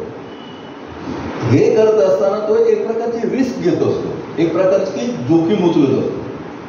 कोणताही चांगला लेखक हा जोखीम उचलण्याची हिंमत करणार असतो. तर माहिती आहे मी प्रतिकार करतोय, जी व्यवस्था आहे नैतिक व्यवस्था आहे तिला मी प्रतिकार करतोय, मला त्याचे परिणाम भोगावे लागतील, पण हे मला म्हणायचं आहे ते तो प्राणपणाने सांगतो. आणि नैतिक व्यवस्था या बदलत्या असतात, त्या अनेक पद्धतीने कालामध्ये त्या घडवल्या जात असतात. हे घडवण्याचं काम कदाचित लेखक करत असेल किंवा त्याची प्रेरणा साधारणतः चांगल्या लेखकाची ती असेल. आणि मग अशा लेखकाविषयी एक प्रकारचा नैतिक धाक समाजामध्ये निर्माण होतो, आदर निर्माण होतो. अशा प्रकारचे आदरस्थानी लेखक आपल्याकडे आता दिसत नाही. आपल्या लेखक सहज दरबारी लेखक होऊन जातो, दरबारी जाऊन नमन करतो. ही फार वाईट परिस्थिती तुमच्यातला काठ कणा जो आहे तो जर उरलेला नसेल तर तुम्ही काहीच करू शकत नाही. आपल्या पुराणामध्ये एक छोटीशी गोष्ट सांगतो, हे तुम्हाला एक माहिती असेल आता, ती कदाचित उपनिषदामधली असेल तर मला नेमकं आठवत नाही. एका पूर्वी लिहिणारे म्हणजे ऋषीमुनीच असायचे, अरण्यामध्ये राहायचं, तिथं विद्यार्थी येणार, शिष्य येणार, त्यांना शिकवायचं, त्यांना कामं करायला लावायचं, सगळं करायचं. जो ब्रह्मचारी आश्रम आहे त्यांचा तो तिथं व्हायचा. ते शिकून मग 25व्या वर्षानंतर गृहस्थाश्रमामध्ये जायचं. तर असाच एका राज्यामध्ये रानामध्ये एक ऋषी राहत होता आणि तो फार प्रसिद्ध होता की हा अत्यंत ज्ञानी, त्या काळातल्या आसपासच्या याच्यामधला सगळ्यात मोठा, ज्याला जी त्या काळातली ज्ञानशाखा असतील त्यांच्यामध्ये अत्यंत पारंगत आणि त्याच्याविषयी सगळीकडे अतिशय आदर असलेला असा माणूस होता. तर त्या प्रदेशाचा जो राजा होता, सम्राट, तो शिकारीच्या निमित्ताने रानात आला आणि त्याला कोणीतरी सुचवलं की बाबा ते अमुक ऋषींचा आश्रम तर इथं आहे, चला म्हणे आपण त्यांना जाऊन भेटूया. तो राजा त्याचा लवाजमा घेऊन तिकडे भेटायला जातो आणि पाहतो तर ऋषीची जी कुटी आहे त्या कुटीच्या बाहेर ऋषी मांडी घालून बसलेला आहे आणि एका कटोऱ्यामध्ये खीर त्यांनी घातलेली आहे, खीर, आणि तो खीर पितोय. तर राजा म्हटलं की अरे काय एवढा मोठा महान ऋषी आणि वाडग्यामधून तो फक्त खीर पितोय, तुला दुसरं काही व्यवस्था नाही. अरे त्याने बोलवलं सगळं त्या गुजऱ्यांना आणि सांगितलं की उद्या सगळी व्यवस्था इथं करा, अमुकाना तमुकाना, जे काय त्यावेळेची पक्वान्न बनवणारे पदार्थ असतील किंवा बाकी सगळं असेल ते सगळं उद्याच्या उद्या इथं पोहोचलं पाहिजे. इतका ज्ञानी मनुष्य आपल्या राज्यामध्ये असताना त्याला इतक्या हलाखीत जगावं लागणं हे काय बरोबर नाही. तर ऋषी म्हणलं, महाराज आपण जे काही आणणार आहात ते काही मला नको. आता कुणी म्हणले काय अहंकार आहे त्याला देतोय, तर ते काही नको, मी आहे असाच ठीक आहे. तर ते राजाला कुतूहल वाटलं, हा इतका म्हणजे ठामपणाने बोलतोय तर काय कारण आहे, काय म्हणजे माझं काय चुकलं, म्हणजे तुमची सेवा करावी अशीच माझी इच्छा आहे. ऋषी म्हणाला की बाबा मला ही खीर पिण्याची सवय केली पाहिजे आणि खीर पिऊनच मला जगलं पाहिजे. याचं कारण असं की तुझ्याकडून मी काही घेतलं तर मी तुझा मिंदा होईल आणि तू गैर काही करशील त्यावेळेला तुझ्या विरुद्ध बोलण्याचं नैतिक धैर्य माझ्यामध्ये होणार. मला असं वाटतं की लेखकांनी या प्रकारचं नीतिधैर्य टिकवण्यासाठी लेखन केलं पाहिजे आणि त्याच्यासाठी अनेक जी पथ्ये त्यांनी पाळता आली पाहिजे. हा पाळायची की नाही हा जास्तीचा प्रश्न आहे. म्हणजे मी असं म्हणतो म्हणजे मी पाळतोय आणि बाकीच्यांना ते जमत नाही असं मला बिलकुल म्हणायचं नाही. माझा त्या प्रकारचा दावा नाही. काय झालं पाहिजे याच्याविषयीची माझी जी काय समज आहे ती फक्त मी आपल्यासमोर मांडली आणि फार तर मी असं म्हणेन की मी म्हणतोय त्याप्रमाणे जगण्याचा मी आयुष्यभर प्रयत्न केलेला आहे. धन्यवाद.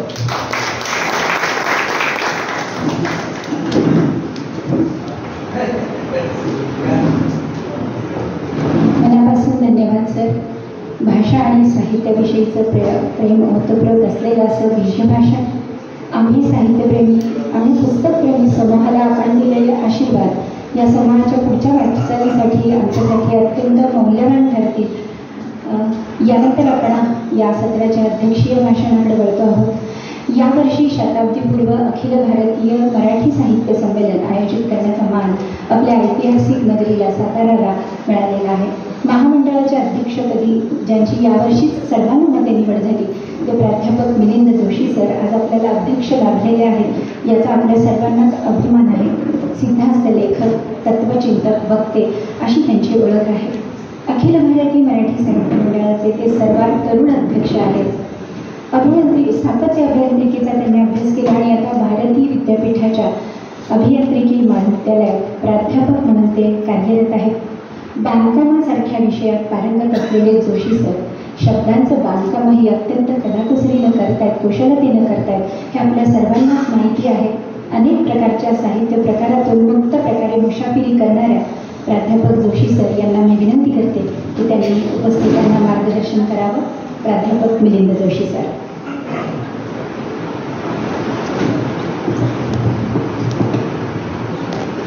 व्यासपीठावरील मान्यवर आणि या ठिकाणी उपस्थित बंधू आणि भगिनी, आज या पुस्तकप्रेमी समूहाच्या साहित्य संमेलनाला उपस्थित राहताना मला अतिशय आनंद होतो. सुरुवातीला श्रोत्री असं म्हणाले की संमेलनाला 101 दिवस शिल्लक राहिलेले आहेत. तेव्हा मी माझा हात माझ्या गळ्याजवळ नेला आणि माझं तापमान किती आहे हे मी तपासून पाहिलं.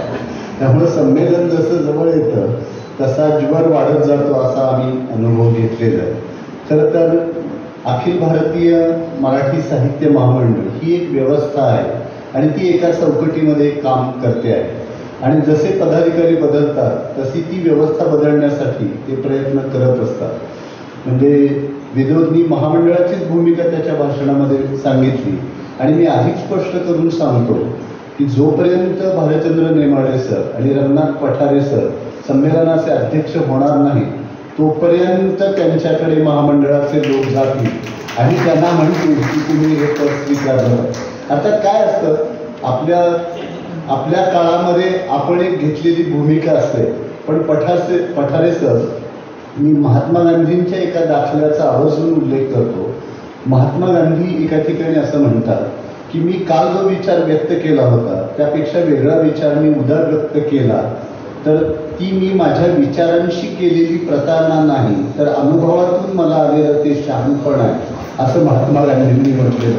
त्यामुळे तुमची मतं आणि ग्रह ज्या काळामध्ये झाले होते त्या काळामधली माणसं वेगळी होती.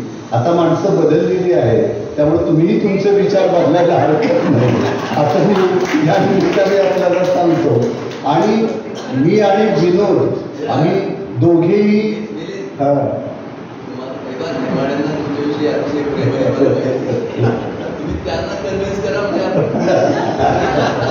आणि आम्हालाही चांगल्या नंबराच्या दिशेनं वाटचाल होत असताना चांगली माणसं हवी आहे आणि आमच्याकडे भरपूर सहनशीलता आहे. कारण आम्ही टिळक रस्त्यावरतीच आमचं साहित्य परिषदेचं कार्यालय आहे आणि पुणेकरांनी आमच्या सहनशीलतेचा इतका अंत पाहिलेला आहे. त्यामुळे आमची सहनशीलता वाढवण्याचं काम त्यांनी केलेलं आहे. पण ज्यांना वाचकांच्या मनामध्ये सर्वोच्च स्थान मिळालेलं आहे असे लेखक संमेलनाचे अध्यक्ष झाले पाहिजेत ही महामंडळाची भूमिका आहे. आणि त्यामुळं तुम्ही नकार देत राहा तो होकार मिळवण्यासाठी आम्ही प्रयत्न करत राहू हे सुमतीताईंच्या साक्षीनं मी आज या ठिकाणी सांगतो. पण मला अतिशय आनंद होतो की साताऱ्यासारख्या शहरामध्ये पुस्तकप्रेमी समूह आहे आणि ज्यावेळेला ज्या ठिकाणी कमी माणसं असतात त्या ठिकाणी उत्तम घटना घडतात. म्हणजे छत्रपती शिवाजी महाराजांनी स्वराज्याची शपथ घेतली त्यावेळेला फार कमी लोक उपस्थित होते. नंतर ती स्वराज्यासाठीची एक चळवळ निर्माण झाली. तसे छोटे समूह ज्यावेळेला साहित्यासाठी काम करतात त्यावेळेला साहित्यासाठी उत्तम काम होतं. मग तुमच्या मनामध्ये एक विचार येईल की जो पठारे सरांच्या विचारांशी जुळणारा असेल की मग संमेलनांची आवश्यकता काय. केळवण जसं महत्वाचं आहे तसं लग्न सुद्धा महत्वाचं आहे. कारण केळवणाला आपण फक्त नातेवाईकांनाच बोलवू शकतो आणि लग्नामध्ये सगळं गाव बोलवलं जातं, ओळखीची सगळी माणसं बोलवली जातात. तर त्यामुळे संमेलन सुद्धा झालं पाहिजे. आणि संमेलन हा मराठी भाषेचा उत्सव आहे आणि उत्सव हा जर उत्सवासारखा साजरा होत असेल तर त्यामध्ये खंत करण्याचं काही एक कारण नाही असं मला वाटतं. कारण साहित्याची गंभीरतापूर्वक चर्चा करण्यासाठी वेगवेगळ्या विद्यापीठातली अध्यासनं आहेत. छोटी छोटी आता अनेक साहित्यिकांनी अशी तक्रार केली की साहित्य संमेलनामध्ये गंभीरतेने साहित्य चिंतन होत नाही, तर आम्ही समीक्षा संमेलन सुरू केलं आणि तिथे गंभीरपणे चिंतन करा. तिथे पठारे सर 50 लोकांना 3 तास एका जागी बसवून ठेवणं फार आम्हाला कठीण होतं. म्हणजे अगोदर तर येणाऱ्या प्रत्येकाला एक क्लोसिनची गोळी आणि कोविडची गोळी द्यावी लागते, कारण इतकं ते गंभीर सगळं साहित्यविषयक चिंतन ऐकायचं म्हणजे अवघड गोष्ट आहे. पण मला पुस्तकप्रेमी समूहाचं खरोखरीच कौतुक वाटतं की आपण पुस्तकांच्या विषयी लिहिलं पाहिजे आणि त्यासाठी मुळात पुस्तकं वाचली पाहिजे. ही त्यांची जी भूमिका आहे ती खूप महत्त्वाची आहे. आणि असे छोटे छोटे वाचक समूह हे मराठी साहित्याला खऱ्या अर्थाने समृद्ध करत असतात. मला नेहमी असं वाटतं की उत्तम लेखक होण्यासाठी प्रथम उत्तम वाचक होणं ही पहिली अट आहे आणि त्यामुळं आपण लेखनाचे वेगवेगळे घाट हे अनुभवले पाहिजे, ते वाचले पाहिजे. आज सगळ्यात मोठा लेखक कोण, तर तो इतर कुठल्याही दुसऱ्या लेखकाचं वाचत नाही, तो सगळ्यात मोठा लेखक मराठीमध्ये समजला जातो. त्यामुळे कुठल्याही मराठी लेखकाला आपण दुसऱ्या लेखकाविषयी विचारलं तर त्याचं पहिलं वाक्य असतं, मी त्यांचं काही वाचलेलं नाही, मी स्वतः केलीच इतरांचं काही वाचायचं नाही. हा जो एक समज आहे त्याला छेद देण्याचं काम तुमच्या पुस्तकप्रेमी समूहाने केलं, याचा मला अतिशय आनंद होतो. दुसरी महत्त्वाची गोष्ट मला वाटते की केवळ स्वतःची पुस्तकं न वाचता इतरांच्या पुस्तकावर वाचून अभिप्राय नोंदवणं आपल्याकडे हे इतकं दुय्यम दर्जाचं काम आणलं जातं मला समजत नाही. पठारे सर, मी आंतरनाद मासिकामध्ये सलग 4.5 वर्ष पुस्तक परीक्षणाचं सदर लिहिलं आणि मी दर महिन्याला 4 पुस्तकांच्या वरती लिहित होतो. 2000 शब्दांचा तो आयोज होता. म्हणजे मी जवळजवळ 4.5 वर्षामध्ये बघा 12-48 जवळजवळ 200-250 पुस्तकांच्या वरती लिहिलं. मला मराठीतल्या अनेक समीक्षकांनी आणि लेखकांनी सांगितले की तू सतत इतरांच्या पुस्तकावरती का लिहितो, यामध्ये तू इतका वेळ का वाया घालवतोस, यामध्ये तुझी भाषा शैली बिघडण्याची शक्यता आहे. मी म्हटलं असं कसं होईल, माझी भाषा ही माझी आहे आणि भाषेचा कुठे कसा वापर करायचा याचं एक भान आहे, ते आपल्या सगळ्यांच्याकडे आहे. म्हणजे आपण समारंभामध्ये जी भाषा वापरतो ती वेगळी असते, अनौपचारिक बोलतो तेव्हा वेगळी असते. आपण घरामध्ये बहीण आणि भावांना नाश्ता करायला चला म्हणतो त्यावेळेला आपण असं म्हणत नाही, बंधू आणि भगिनींना आम्ही विनंती करतो की आता डायनिंग टेबल. भाषेची कुठली रूपं कुठे वापरायची याविषयीची एक जाणीव ही आपल्या मनामध्ये, त्यामुळे इतकं वाईट वाटण्याचं काही कारण नाही. पण मला अतिशय आनंद होतो की मी जवळजवळ एवढी सगळी पुस्तकं माझ्याकडून वाचून झाली आणि मी समकालीन लोक काय लिहित आहेत याकडे मला अतिशय गंभीरतापूर्वक पाहता आलं आणि मला स्वतःला समृद्ध करणारा तो एक प्रवास होता. म्हणजे लेखन हा जसा स्वतःला समृद्ध करणारा एक प्रवास असतो तसा वाचन हा देखील स्वतःला समृद्ध करणारा एक प्रवास असतो. त्यामुळे मला असं वाटतं की वाचन फार महत्त्वाचं आहे आणि आपल्या भारतीय समाजाचा जर आपण विचार केला तर आपली वाचनाची आवड श्रवणातून निर्माण झालेली आहे. म्हणजे ज्या वेळेला पुस्तक निर्मितीचा शोध लागलेला नव्हता आणि शिक्षण एका विशिष्ट वर्गापुरतं मर्यादित होतं, त्यावेळेला वक्तृत्वाने फिरती ज्ञानपोळी चालवली आणि श्रवणातून समाजाचं भावनिक आणि बौद्धिक भरणपोषण करण्याचं काम केलं. आपली साहित्याची आवड स्वतः तशीच निर्माण झाली आहे. अगदी अडगुलं मडगुलं, सोन्याचं कडगुलं, रुपयाचं बाळा, तांब्या बाळा, पीठ लावून तिथपासून जे शब्द आपल्या कानावरती पडत आहेत ते आत्ता कसदार लेखन करणाऱ्या कथाकारांच्या पर्यंत आपण येऊन पोहोचलेलो आहोत. तर हे सगळं श्रवणातून आपल्याकडे निर्माण झालेलं आहे. त्यामुळे मी पुस्तकप्रेमी समूहाला अशी विनंती करेन की तुमच्या खरं ते रूपरेषेमध्ये असेल देखील की तुम्ही उत्तम साहित्यविषयक कार्यक्रमांचं सुद्धा महिन्यातून एकदा कुणाच्या तरी घरी आयोजन करा. त्यांनी सांगितलंच की मग अशी आम्ही गप्पा मारतो, एका लेखकाला बोलवतो, लेखक तुमच्या भेटीला हा कार्यक्रम तुमच्या या कार्यक्रमामध्ये समाविष्ट झालेला आहेच. मला दुसरी एक गोष्ट सांगायची आहे की वाचन हा अतिशय गंभीरपणे करण्याचा ज्ञानव्यवहार. आपल्याकडे काय झोप येत नाही म्हणून वाचायचं असाच एक मोठा समज आहे आणि त्यामुळं मग ते गंभीरतापूर्वक वाचन केलं जात नाही. म्हणजे सतत कुणाचा तरी फोन वाजत असतो, कुकरच्या शिट्ट्या होत असतात, दरवाजाची बेल वाजत असते, मुलं रडत असतात आणि वाचन असं मला तरी अशा प्रकारचं वाचन आवडत नाही. आणि वाचन हे थांबून वाचून विचार करून पुढं जावं लागतं. वाचनामध्ये ही गोष्ट फार महत्त्वाची आहे. नुसतं खाऊन चालत नाही, खाल्लेलं पचवावं लागतं, तसं वाचलेलं सुद्धा पचवावं लागतं, तेव्हा त्या वाचनाचा उपयोग होतो. आपल्याकडे मला लोक भेटतात, मी दिवसाकाठी 300 पानं एका झटक्यात वाचून काढतो. म्हणजे एखाद्या व्यक्तीने एका दिवशी 25 वडापाव खाल्ल्यानंतर त्याच्या पोटाचं काय होईल तेच त्याच्या बुद्धीचं झाल्याशिवाय राहणार नाही.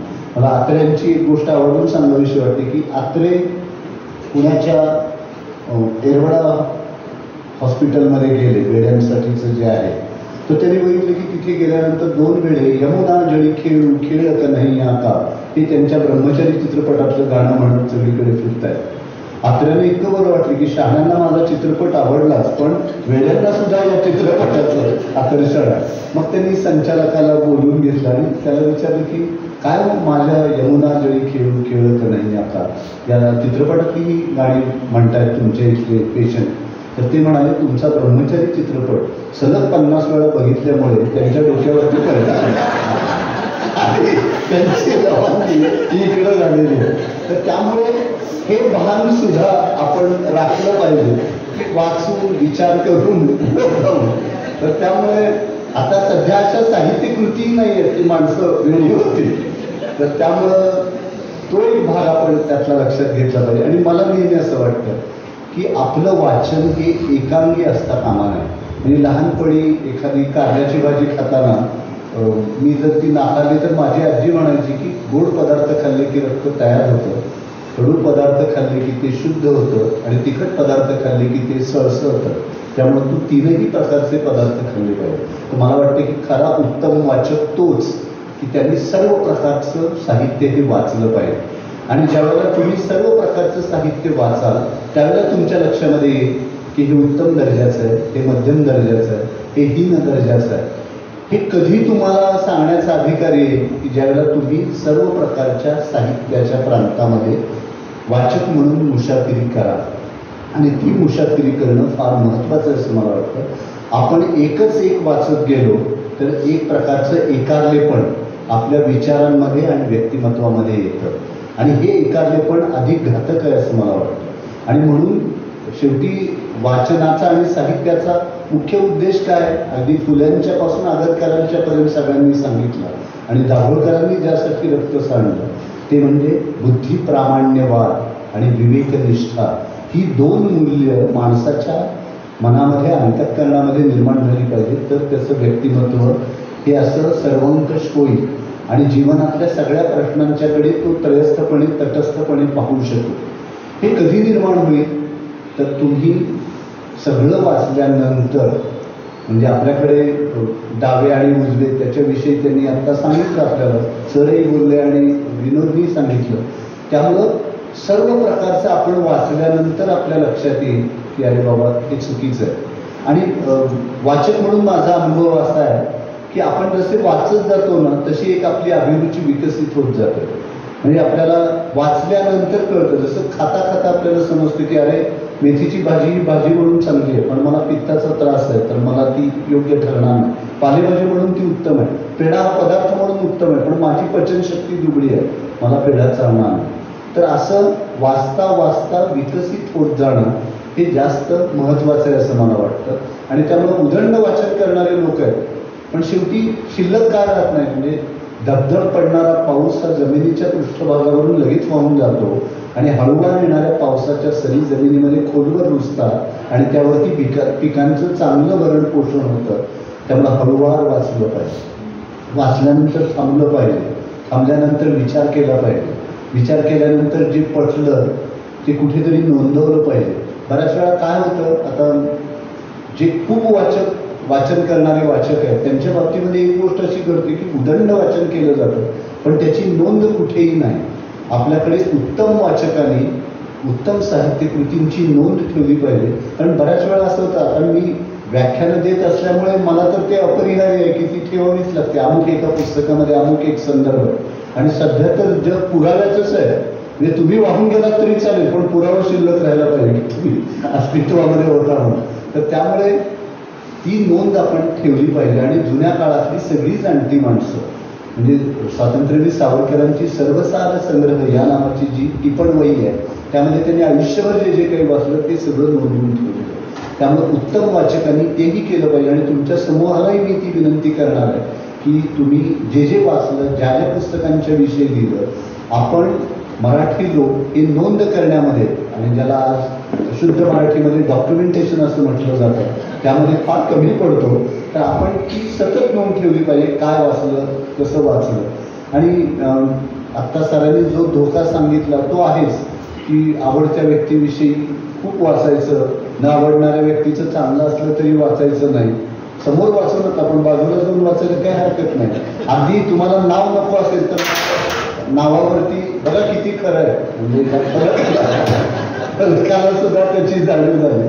तर त्यामुळे नाव आवडलं नाही तर त्याच्यावर चिठ्ठी लावून सुद्धा तुम्हाला वाचता येईल की अमुक एका व्यक्तीचा तो एक दृष्टिकोन माझ्या मनामध्ये घ्यायला नको, पण तो वाचलं पाहिजे असं मला वाटतं. आणि त्यासाठी सर्वंकष वाचक म्हणून आपली जर वाटचाल व्हायची असेल तर आपण सर्व प्रकारचं वाचन हे केलं पाहिजे असं मला वाटतं.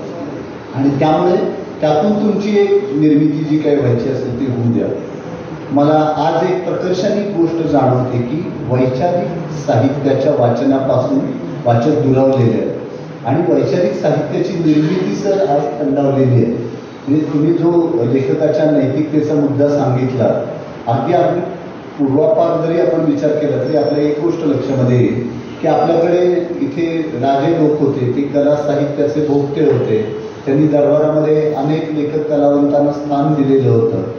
पण शेवटी आश्रिताची भावना कलावंतांच्या मनामध्ये निर्माण झाल्यामुळे त्यातून एक प्रकारची भाडगिरीही निर्माण झाली. आणि ज्यावेळेला कलावंतांच्या ठायी आश्रिताची भावना निर्माण होते त्यातून भाडगिरी जन्माला येते आणि मग लेखकाचं सत्व हरवतं. आणि सध्याचा काळ इतका विचित्र आहे की कलावंताची कला कशी असावी याचे निर्णय जेव्हा शासन किंवा झुंडी घ्यायला लागतात ते कलेच्या घासपर्वाची सुरुवात असते असं म्हणायला लागतं. तर अशा घासपर्वातून आज आपण जातो आहोत आणि त्यामुळं सत्व जपणारे लेखक हे सुद्धा आपल्याला फार कमी दिसतात. कारण सत्व जपायचं असेल तर तुम्हाला त्याची किंमत मोजावी लागते आणि ही किंमत मोजण्याची शक्ती किती लेखकांच्या ठायी असेल हा सुद्धा एक पुन्हा प्रश्न निर्माण होतो. तर त्यामुळे या सगळ्या गोष्टींचा विचार करत असताना हे आपल्याला वाचताना जाणवतं कुठलं लेखन प्रचारकीय आहे आणि कुठलं आपल्याला अस्वस्थ आणि अंतर्मुख करणार आहे. तर त्यामुळे सर्व प्रकारचं लेखन हे वाचकांनी वाचलं पाहिजे. मला असं वाटतं की आपल्या वाट्याला एकच जीवन आलेलं आहे, एकाच जीवनामध्ये अनेक जीवनं जगल्याचा अनुभव आपल्याला केवळ आणि केवळ पुस्तकं देऊ शकतात. ज्यावेळेला आपण इतिहास विषयक लेखन वाचतो, अगदी मेहेंदळ्यांच्यापासून गोनी दांडेकर असतील किंवा विश्वास पाटलांचं ऐतिहासिक विषयावरच्या कादंबऱ्या असतील, तर आपण त्या काळामध्ये जातो. काळाचं मोठं अंतर पुसून टाकण्याचं एक मोठं सामर्थ्य या सगळ्या ऐतिहासिक कलाकृतींच्या मध्ये, इतिहास विषयक लेखनामध्ये आपण त्याच्याशी एकरूप होतो. आपण ज्यावेळेला निसर्गविषयक लेखन वाचतो, अगदी व्यंकटेश माडगूळकरांच्या पासून मारुती चितमपल्लींपर्यंत आणि अगदी वाघावरती लिहिणाऱ्या अतुल काहतेंच्यापर्यंत, त्यावेळेला त्या पशु पक्षी वेली आपल्याशी संवाद साधतायत अशा प्रकारच्या एका भावनेचा आपण अनुभव घेत असतो. ज्यावेळेला आपण कथा कादंबऱ्या वाचतो, मी मगाशी सरांशी बोलत होतो, सरांना मी सांगितलं की ताम्रपटाचे तर आम्ही भोगते आहोतच, पण सातपाटी कुलवृत्तांत ही मराठी कादंबरीच्या वाटचालीतली मैलाचा दगड ठरावी अशी कादंबरी. केवढा एक भव्य पट, त्या भव्य पटावरती म्हणजे आपल्यालाच पडलेल्या प्रश्नाची उत्तरं आपणच उभ्या केलेल्या पात्रांच्या माध्यमातून मिळवणं हे जे काही कादंबरीकाराचं एक मोठं सामर्थ्य आहे ते पठारेंच्या, नेमाड्यांच्या कादंबऱ्यांच्या मध्ये आपल्याला अगदी रवा दिघ्यांच्या कादंबऱ्यांपासून ती परंपरा सुरू होते. मध्ये गोनी दांडेकर येतात, कितीतरी सगळे कादंबरीकर म्हणजे किती वाटावळणं घेत ही परंपरा इथपर्यंत येऊन पोहोचली आहे. मी स्वतः कथा या वाङ्मय प्रकाराचा अतिशय भोक्ता आहे. म्हणजे नेमाडेंनी कथा हा क्षुद्र वाङ्मय प्रकार असं म्हटलं असलं तरी ती क्षुद्रता मनी बाळगून कथा मला वाचायला आवडतात आणि एकूणच भारतीय समाज मनालाच कथा आवडते, कारण स्वतःपेक्षा इतरांच्या आयुष्यात काय चाललं याची सगळ्यांना प्रचंड उत्सुकता असते. त्यामुळे एकदा काय झालं म्हटलं की लगेच आपले कान टवकारले जातात आणि त्यामुळं कथा क्षुद्र वाङ्मय प्रकार असं नेमाडेंनी म्हटलेलं असलं तरी जीएननी त्याला एक समर्पक उत्तर दिले. जीएननी असं म्हटलंय की कथेच्या लघुत्वामुळे ती लघु होत नाही, तिच्या अंतर्गत अनेक लहान मोठी वर्तुळं असतात आणि एकदा कथेचा उगम, मध्य आणि अंत निश्चित झाला की मधल्या पात्रातून ती कुठेही वाहू शकते. आणि दुसरं म्हणजे कादंबरीकाराला अनेक काळ कवेमध्ये घ्यावे लागतात, तसं कथाकाराचं नाही. अमुक एक काळ त्यांनी पकडला तर त्या काळाचं बोध धरून तो ती कथा पुढे नेऊ शकतो. आणि त्यामुळे हे कथेचं सामर्थ्य सुद्धा म्हणजे कथा 4 ओळीची आहे की 4000 ओळींची आहे, यापेक्षा ती कोणता जीवनाशय मांडते यावरती त्या कथेचं मोल हे अवलंबून असतं. आणि अशा अनेक सुंदर कथा म्हणजे मुळामध्ये आपल्या भारतीय वाचकांची ऐकण्याची आणि वाचनाची सुरुवातच कथेपासून झालेली आहे. मग ती मंदिरातल्या रामकथेपासून का असेना. आणि आपल्या वाचन संस्कृतीचा हेतू किती उदात्त की जिथे रामकथा चाललेली असते तिथे एक पाठ हनुमंतासाठी मांडलेला असतो की तो ऐकण्यासाठी आहे. म्हणजे वाचकांसाठी पाठ मांडण्याची प्रथा ही आपल्यासाठी खूप पूर्वीपासून चालत आलेली आहे. तर आता या संमेलनातही असे पाठ वाचकांच्यासाठी मांडले जातील असं मानायला काही हरकत नाही. ते अधिक वाचक केंद्रीय होणं, सरांनी जी अपेक्षा व्यक्त केली ही संमेलनं अधिक वाचक केंद्रित झाली पाहिजे, ती खूप महत्त्वाची आहे. आणि दुसरी मला एक गोष्ट अशी वाटते की वाचकांनी नुसतं चांगलं पुस्तक वाचलंय हे वाचून थांबून चालणार नाही, त्यांनी त्याचा प्रचार आणि प्रसार केला पाहिजे. आणि त्यामुळे आपण वाचक दूत म्हणून देखील आपली भूमिका बजावली पाहिजे. आपण सतत सांगितलं पाहिजे हे चांगलं पुस्तक आहे, हे तुम्ही वाचा, हे वाईट आहे तरी तुम्ही वाचून बघा, माझा हा अभिप्राय पण तुमचा यापेक्षा वेगळा असू शकतो. त्यामुळं चांगल्या पुस्तकांची जाहिरात ही चांगल्या वाचकांनीच केली पाहिजे. आणि त्यामुळं सर्व प्रकारची पुस्तकं वाचा, त्या उत्तम पुस्तकांची उत्तम जाहिरात करा. सध्या काय झालं आहे की पूर्वी आपण फड गाजवणे, सभा गाजवणे, मैफल गाजवणे हे शब्द ऐकले होते पठारे सर.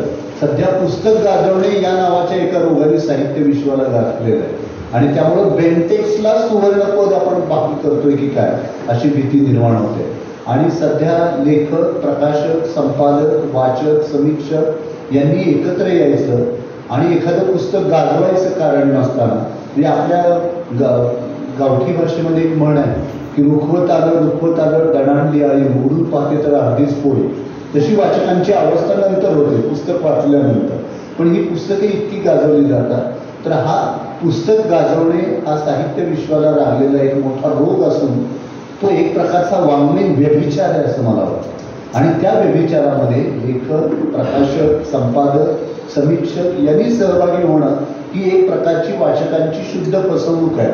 आणि या फसवणुकीमुळे सुद्धा वाचक वाचनापासून दूर गेलेले की हे पुस्तक इतकं गाजलं ते वाचलं आणि हाती काहीच लागलेलं नाही.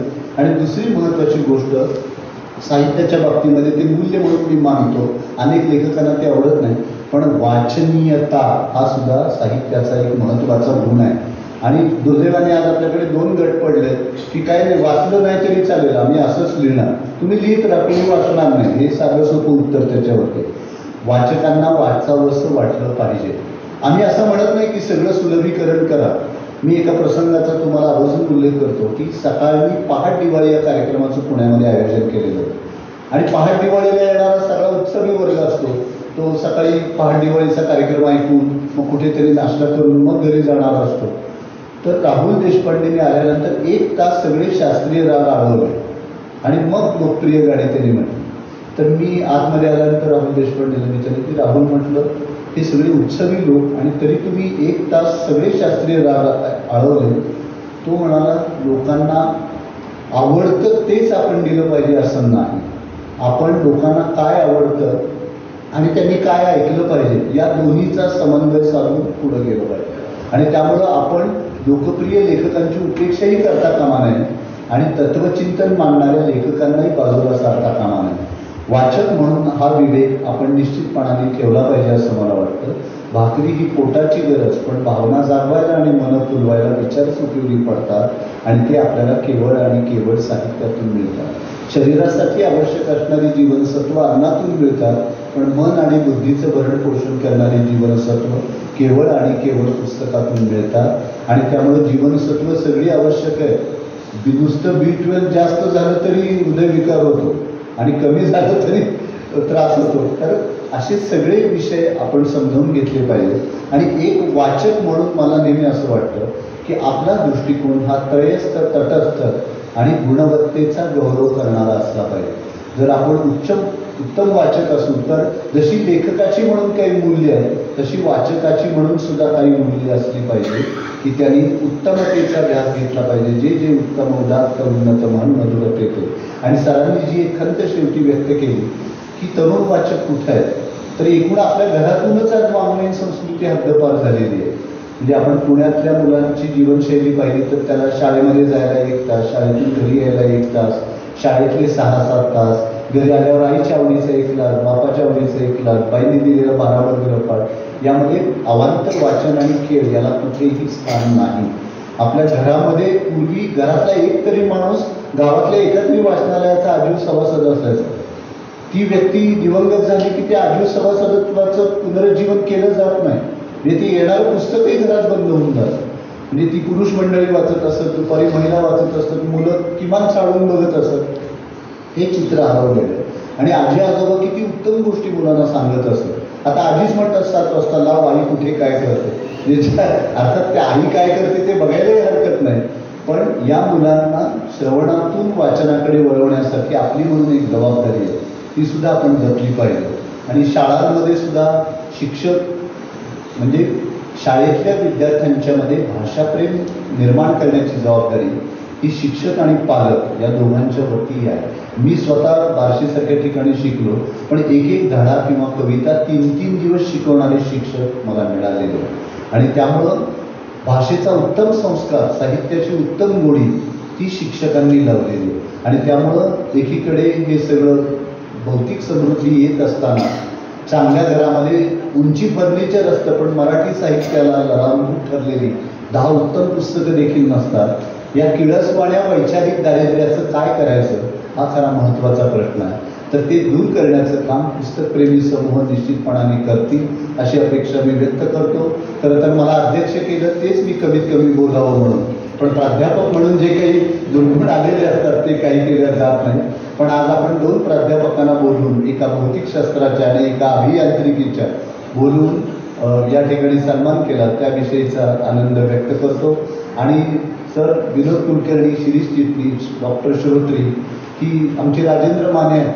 खरं तर ही माणसं राजेंद्र मानेसारखा कथाकार आणि कादंबरीकार याचा परिचय खरं महाराष्ट्राला चांगल्या समीक्षकांनी करून दिला पाहिजे. इतकं उत्तम लेखन त्यांनी साताऱ्यासारख्या ठिकाणी राहून केलेलं. म्हणजे मी माझ्या कथासंग्रहाला मानेंची प्रस्तावना घेतली. म्हणजे माझे आवडते कथाकार ते आहे. पण आता काय, एक माणूस इतका उद्योग करतो की काय नेमकं करतो ते कळत नाही. ते स्वतः डॉक्टर आहेत, पेशंट तपासतात, लिहितात. मी प्राध्यापक आहे, मी लिहितो. तर त्यामुळं अनेक उद्योग केले की एकाच गोष्टीकडे लक्ष जसं केंद्रित होत नाही, तसं आपल्या सगळ्यांचं झालेलं आहे. आणि म्हणून वाचक म्हणून आपली जबाबदारी लेखकांना न्याय देण्याची सुद्धा आहे. की शिवाजीराव भोसलेंच्याकडे आपण फक्त उत्तम वक्ते म्हणून पाहिलं, पण त्यांचं दीपस्तंभ, यक्षप्रश्न, देशोदेशीचे दार्शनिक ही पुस्तकं वाचल्यानंतर त्यांच्यातला तत्वचिंतक काय हे आपल्या लक्षामध्ये येईल. गदिमांकडे आपण फक्त महाराष्ट्र वाल्मिकी म्हटलं की आपली जबाबदारी संपली, पण जगण्याचं महाभारत आपल्या कथा कादंबऱ्यांमधून त्यांनी किती उत्तम रीतीने मांडलं. विंदा म्हणजे फक्त कविता आणि महाराष्ट्रावर काव्य वाचन असे काव्यक्रम, पण ॲरिस्टॉटलचं काव्यशास्त्र सारखा त्यांचा जो ग्रंथ आहे तो किती महत्त्वाचा आहे. आपण नासी फडक्यांच्याकडे फक्त कथाकार कादंबरीकार म्हणून पाहिलं, पण प्रतिभा साधन सर किंवा क्रिकेट आणि संगीताची त्यांनी केलेली समीक्षा याकडे आपलं दुर्लक्ष झालं. तर हे लेखकाला एका चौकटीमध्ये बंदिस्त करण्याची मानसिकता जी निर्माण होते तिला छेद देण्याचं काम सुद्धा वाचक करू शकतात आणि त्यांनी ते करावं. आज या पुस्तकप्रेमी समूहाने प्रेमाने मला या ठिकाणी बोलवलं आणि अध्यक्ष म्हणून विचार व्यक्त करण्याची संधी दिली, त्याविषयीचा आनंद व्यक्त करून आपली रजा घेतो. उत्तम वाचक कसा असावा, मन आणि मेंदूनं आपण केलेलं वाचन कसं स्वीकारलं पाहिजे आणि विवेकी वाचन आपलं व्यक्तिमत्व विकास फुलवण्यासाठी, व्यक्तिमत्व विकास करण्यासाठी कसं फायदेशीर ठरतं याचा खूप छान मार्गदर्शन अगदी हसत खेळत सरांनी केलं. सरांचे मी मनापासून आभार मानते. आणि सरांनी आपल्या मनोगतामध्ये आम्ही पुस्तकप्रेमी समूहाकडून काही अपेक्षा व्यक्त केल्या. इथल्या सर्व सदस्यांच्या वतीनं मी ग्वाही देते की तुम्ही आमच्याकडून ज्या अपेक्षा केलेल्या आहेत त्या पूर्ण करण्याचा नक्कीच प्रयत्न करू. आम्ही पुस्तकप्रेमी समूह यांच्या वतीनं आयोजित 3रं वार्षिक साहित्य संमेलन वाचू आनंदे या उद्घाटन सत्राच्या शेवटच्या अर्थात गोड कामाकडे आपण वळतो आहोत. आभार प्रदर्शन करण्यासाठी मी आमंत्रित करते माननीय विशालजी देशपांडे सर आपणाला. नमस्कार. अनेकदा खूप सुंदर जेवण झाल्यानंतर परत काही खायची इच्छा नसते. म्हणजे आभार प्रदर्शनाचं काम कुठंतरी नंतर पान खातं सुपारी दातात अडकते, असं ते घडतं. होणार आहे तसं थोडंसं. आणि एवढं सुंदर आणि छान प्रत्येकाचं बोलणं ऐकल्यानंतर तेच साठवून ठेवावं मला अशी प्रत्येकाची इच्छा असते. त्यानंतर जरा आभार प्रदर्शन होऊ नये, कारण मग त्याचा इफेक्ट थोडासा कमी होतो का काय असं मला वाटतं. औपचारिकता म्हणून मी 1 मिनिटात आभार प्रदर्शन करतोय. आपल्या साहित्यप्रेमी समूह जो आहे, पुस्तकप्रेमी नावाने साताऱ्यात चालवलेला, त्या सर्वांचे आपण सर्वजण सभासद पुस्तकी इथं आलात. आपल्या सगळ्यांचं आभार प्रदर्शन केल्याशिवाय पुढंच जाऊ शकत नाही. त्यामुळे साहित्यप्रेमी समूहाचे उपस्थित राहिलेल्या सर्व सदस्यांचे आभार. सविताताईंनी या कार्यक्रमाचं सूत्रसंचालन केलं. मूळता सूत्रसंचालनाचा पिंड त्यांचा आहे, स्वतः साहित्यिक आहेत, त्यांचेही आभार. डॉक्टर श्रोत्रींचे आभार मानणार नाहीये, पण त्यांचा उल्लेख करतो की आपल्याच माणसाचे, आपल्याच यजमानाचे आभार आपण काय मानायचे. पण त्यांनी एकंदर पुस्तक प्रेमी समूहाबद्दलची खूप छान माहिती सविस्तर सांगितली आणि येणाऱ्या साहित्य संमेलनामध्ये आपलं काय योगदान असेल हेही थोडक्यात त्यांनी सांगितलं. शिरीष चिटणीस सातारचेच आपल्या सगळ्यांचे आणि समूहामध्ये ऍक्टिव्ह असणारे सदस्य. तर मानपत्राचं वाचन विशेष करून त्यांनी केलं आजच्या कार्यक्रमामध्ये, त्यांचे यासाठी विशेष आभार. साहित्य संमेलन जे आता आपल्या इथं होतंय त्याचे सर्वे सर्वा आपल्या सगळ्यांचे लाडके विनोदजी कुलकर्णी यांचे आभार आवर्जून मानेल की त्यांच्यामुळं आता साहित्य म्हणून सातारमध्ये जी काही पुढचे काही महिने खळबळ होणार आहे, तर या सगळ्याचेच फक्त साहित्य संमेलनाचे नाही तर आधीपासून होणाऱ्या सगळ्या कार्यक्रमांचे ते सर्वे सर्व म्हणण्यात हरकत नाही.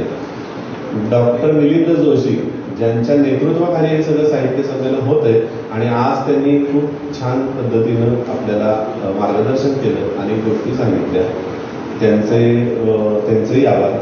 आणि आजच्या कार्यक्रमाचे प्रमुख ज्येष्ठ साहित्यिक, ज्या अनेक साहित्यिकांच्या परंपरेमध्ये अगदी मानाचं स्थान आहे, आजच्या आपल्या छोट्या कार्यक्रमाला आवर्जून वेळ देऊन आले आणि आपल्या सगळ्यांच्यात रमले. आपल्याला खूप चांगलं एकंदर साहित्य विषयाबद्दल त्यांनी मार्गदर्शन केलं.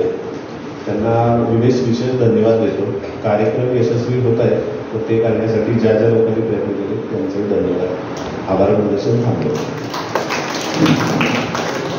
परिसंवादाच्या अध्यक्ष आहेत माननीय सुनीताराजे पवार आणि या कार्यक्रमाचे सूत्र, या परिसंवादाच्या सूत्रसंचालक डॉक्टर मेधाताई क्षीरसागर.